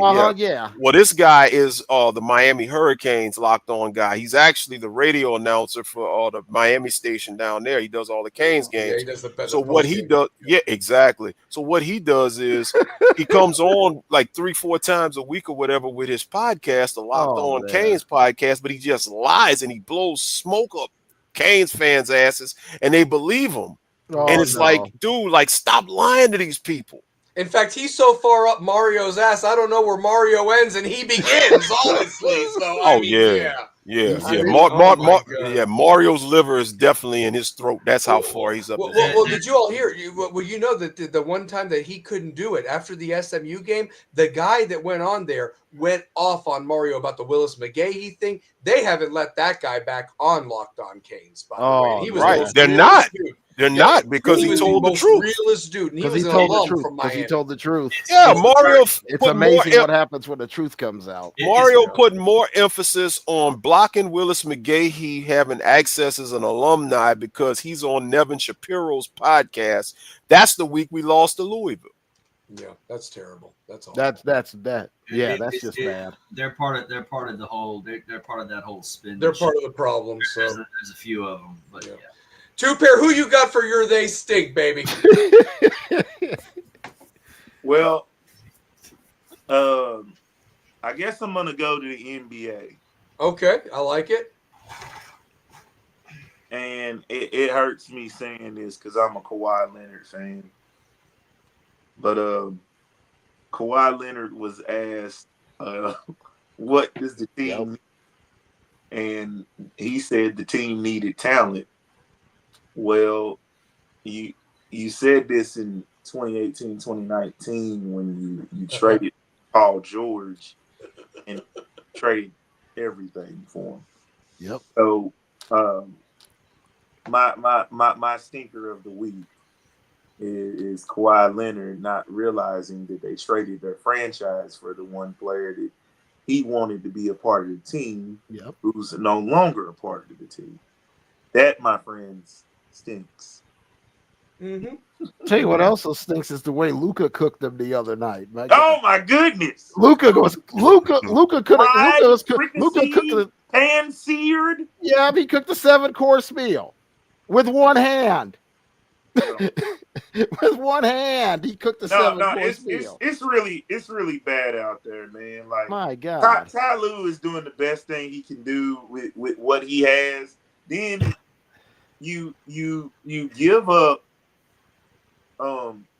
you give up a guy Norman Powell, which I love in Miami. I like Norman Powell. I'm glad he's in Miami, but Bradley Beal's hurt for the season. So it's Ty Lue's going through it right now. And then, you don't even know if Kawhi Leonard's even going to get on the court this year. Hell. Kawhi Leonard doesn't know if Kawhi's going to get on the court this year.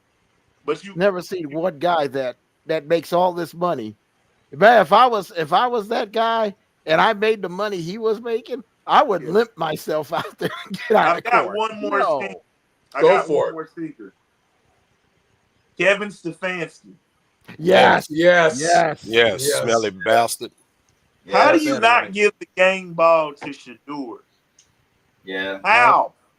Piece of shit. And then his tone when he said his name, like it killed him to even acknowledge him. Yep. That's shit. And then another one of my stinkers is you then saying, "Oh, he's the starting court." Well, no shit. Who else is gonna start? Deshaun Watson? He don't want to go back in there. He got all his money. You think he's gonna risk his life now that he got fully guaranteed money? Nah, but those are my stinkers, man. Yeah. I really want to give a big kudos to Alex Golish, man, getting the Arkansas job too. Yep. Hey, you want to talk about what rioting? If Kevin Stefanski, if the words coming out of his mouth Tuesday would have been, Dylan Gabriel's cleared for concussion protocol and he goes back to being starter, I guarantee you the city of Cleveland would have burned because they would have because they would have found out where he lives and torch his ass. Because he's going to get fired at the end of the season. Yeah, he's clearly the one that's going to get fired. Yeah, because this just ridiculous. I'll give you another one who stinks. Another Kevin O'Connell in Minnesota.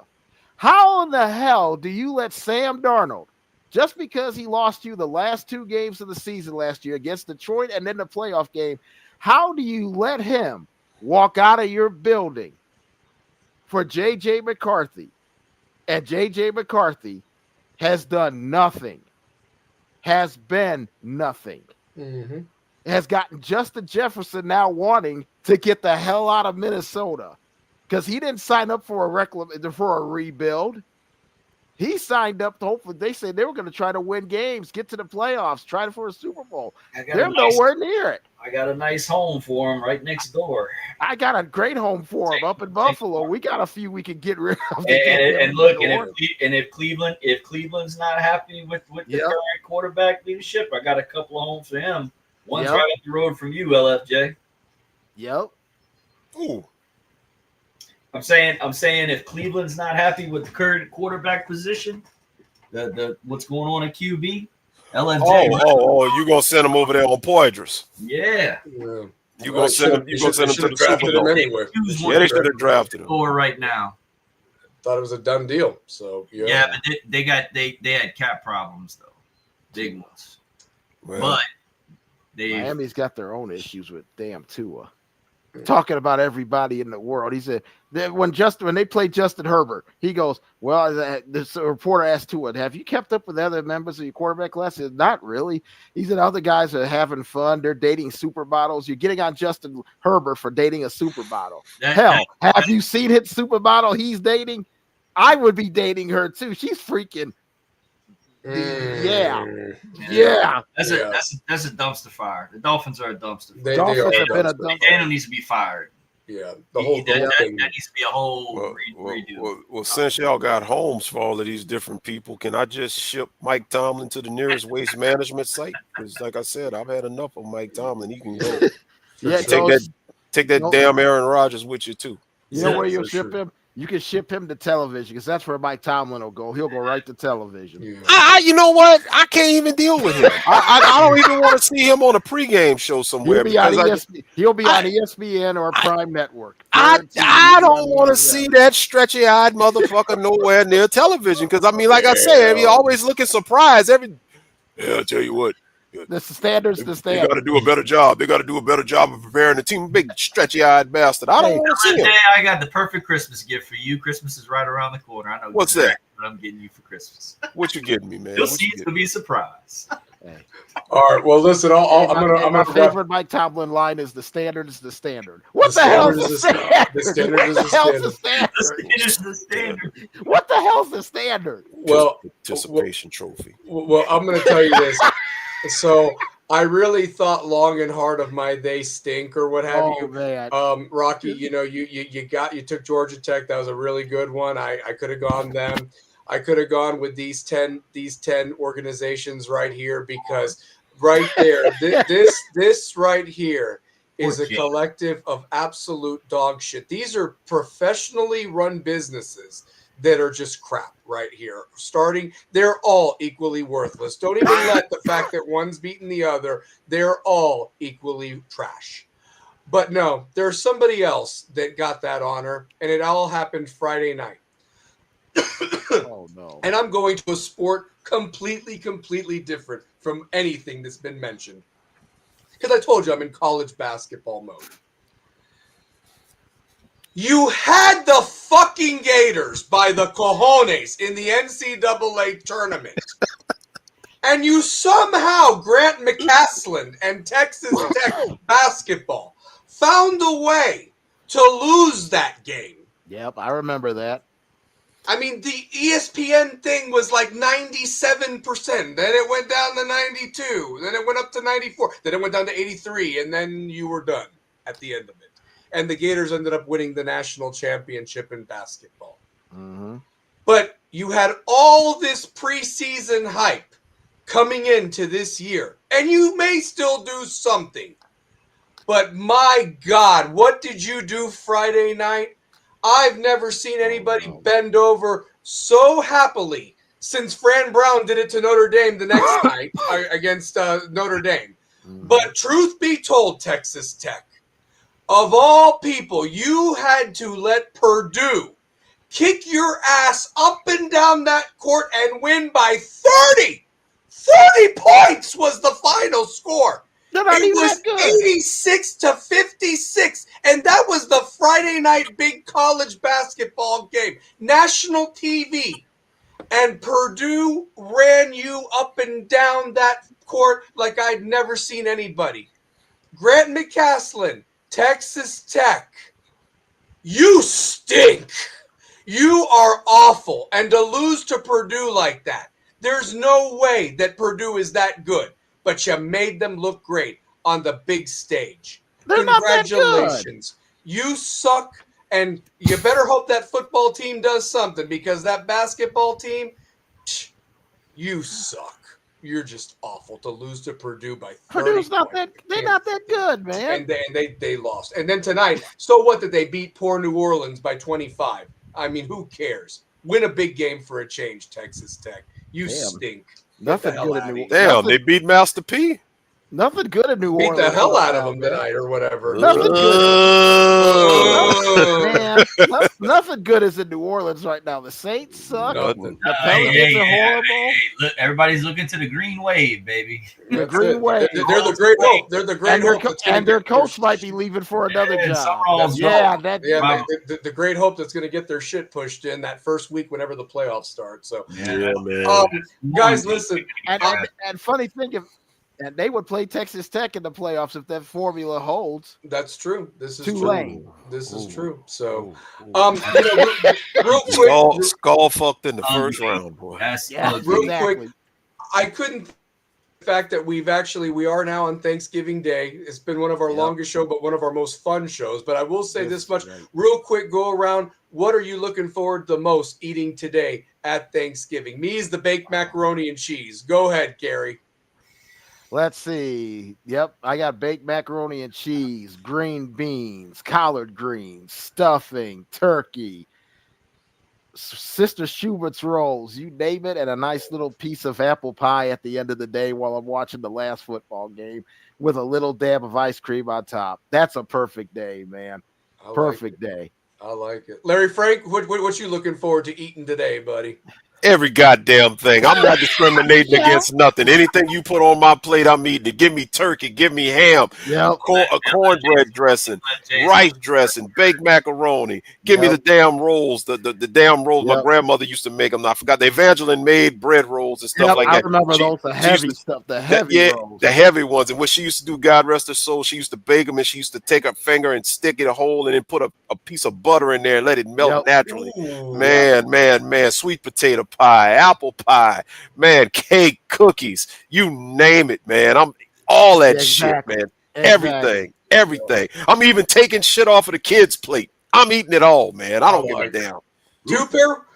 What are you going to be eating? What are you looking forward to eating the most, man? Man, I'm a big broccoli casserole, man. Oh, I'm a casserole guy. Man, my bad. My phones keep cutting off. No, you're good, brother. No. It's been a long one. Like record time. I got some stuff to do, man. I gotta get up off here. No, but I'm thankful for you, brother, and the family. Man, honestly. I'm thankful for y'all, man. Thankful for all of y'all. Yes, sir. Well, if you got a jet, go for it. Rocky, real quick, what are you looking forward to eating the most, man? Honestly, so we got a recipe in the family. Me and LFJ are from the same area, Carrie and Stallion and Two-Pair, if y'all don't know. So we got a recipe in the family that we do every year. It's bananas Foster bread pudding. So imagine a LFJ like a bananas Foster with the rum sauce and all that mixed in with a bread pudding that you bake. Oh wow! Yeah. It's damn good. It's fire. And when you get it, you have like a nice little crust on the top. It has a nice little crunch at the top. Crust on the top with a rum sauce mixed in, and then the caramel swirl over it. And it's the bomb. You forgot. We both forgot gumbo. Yeah, look, you want to run down everything for him, LFJ? Look, we do gumbo, oyster dressing. My grandmother oyster dressing. Shrimp stuffing. Mm-hmm.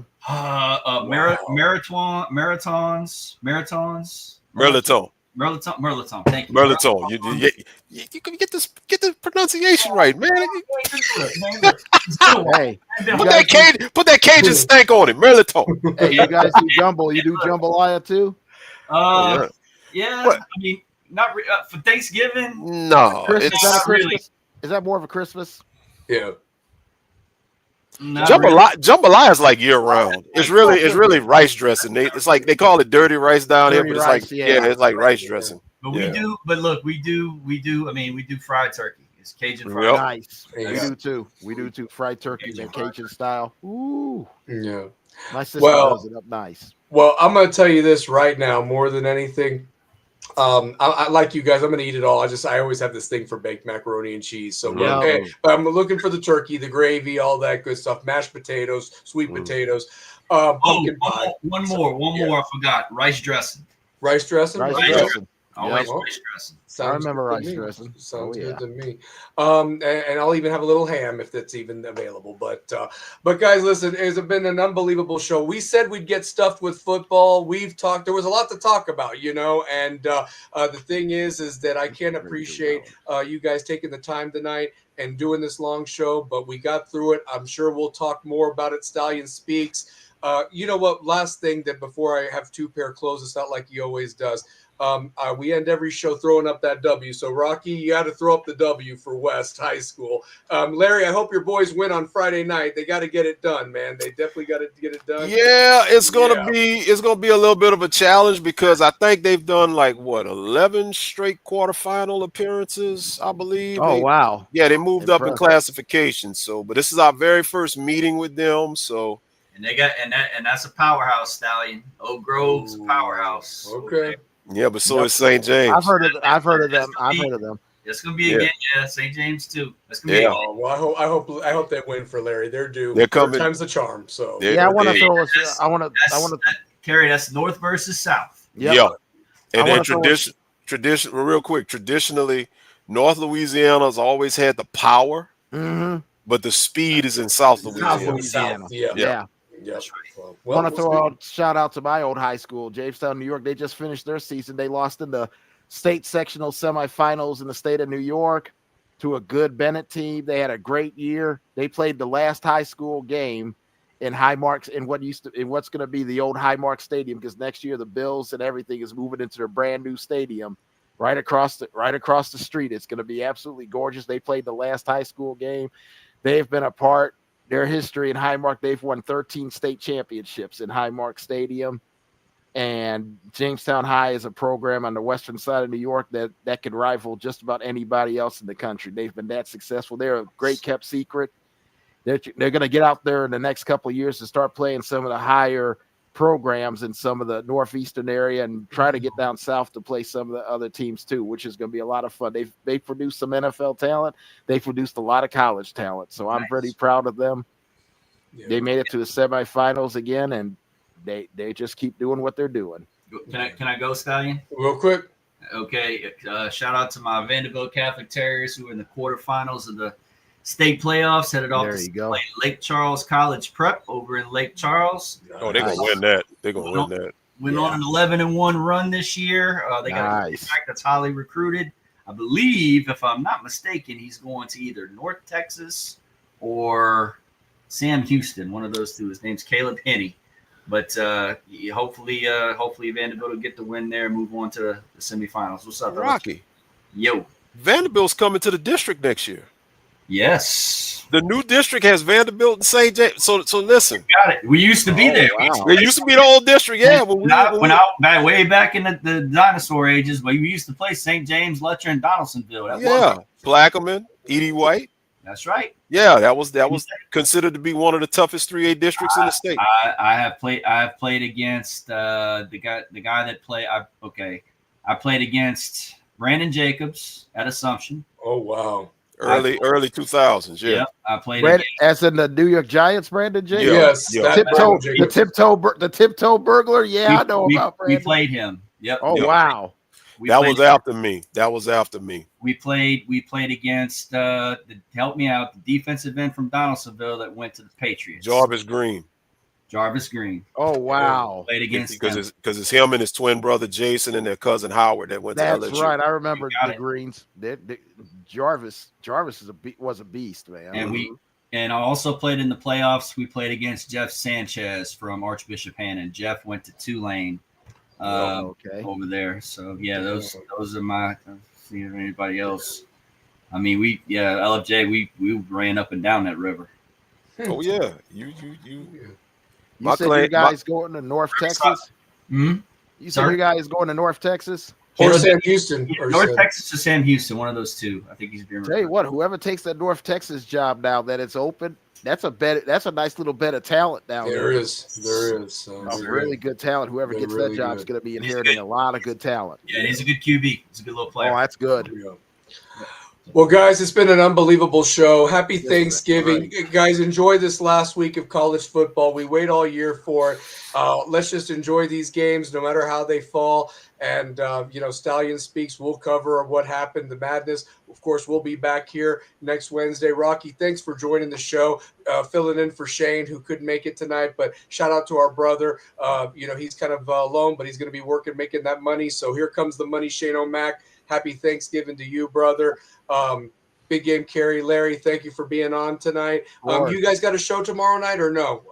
No, Thanksgiving. Yeah, we took the day off. So. I don't blame you. There's nothing to really hype up Pittsburgh. You just need to whip their ass. That's the problem.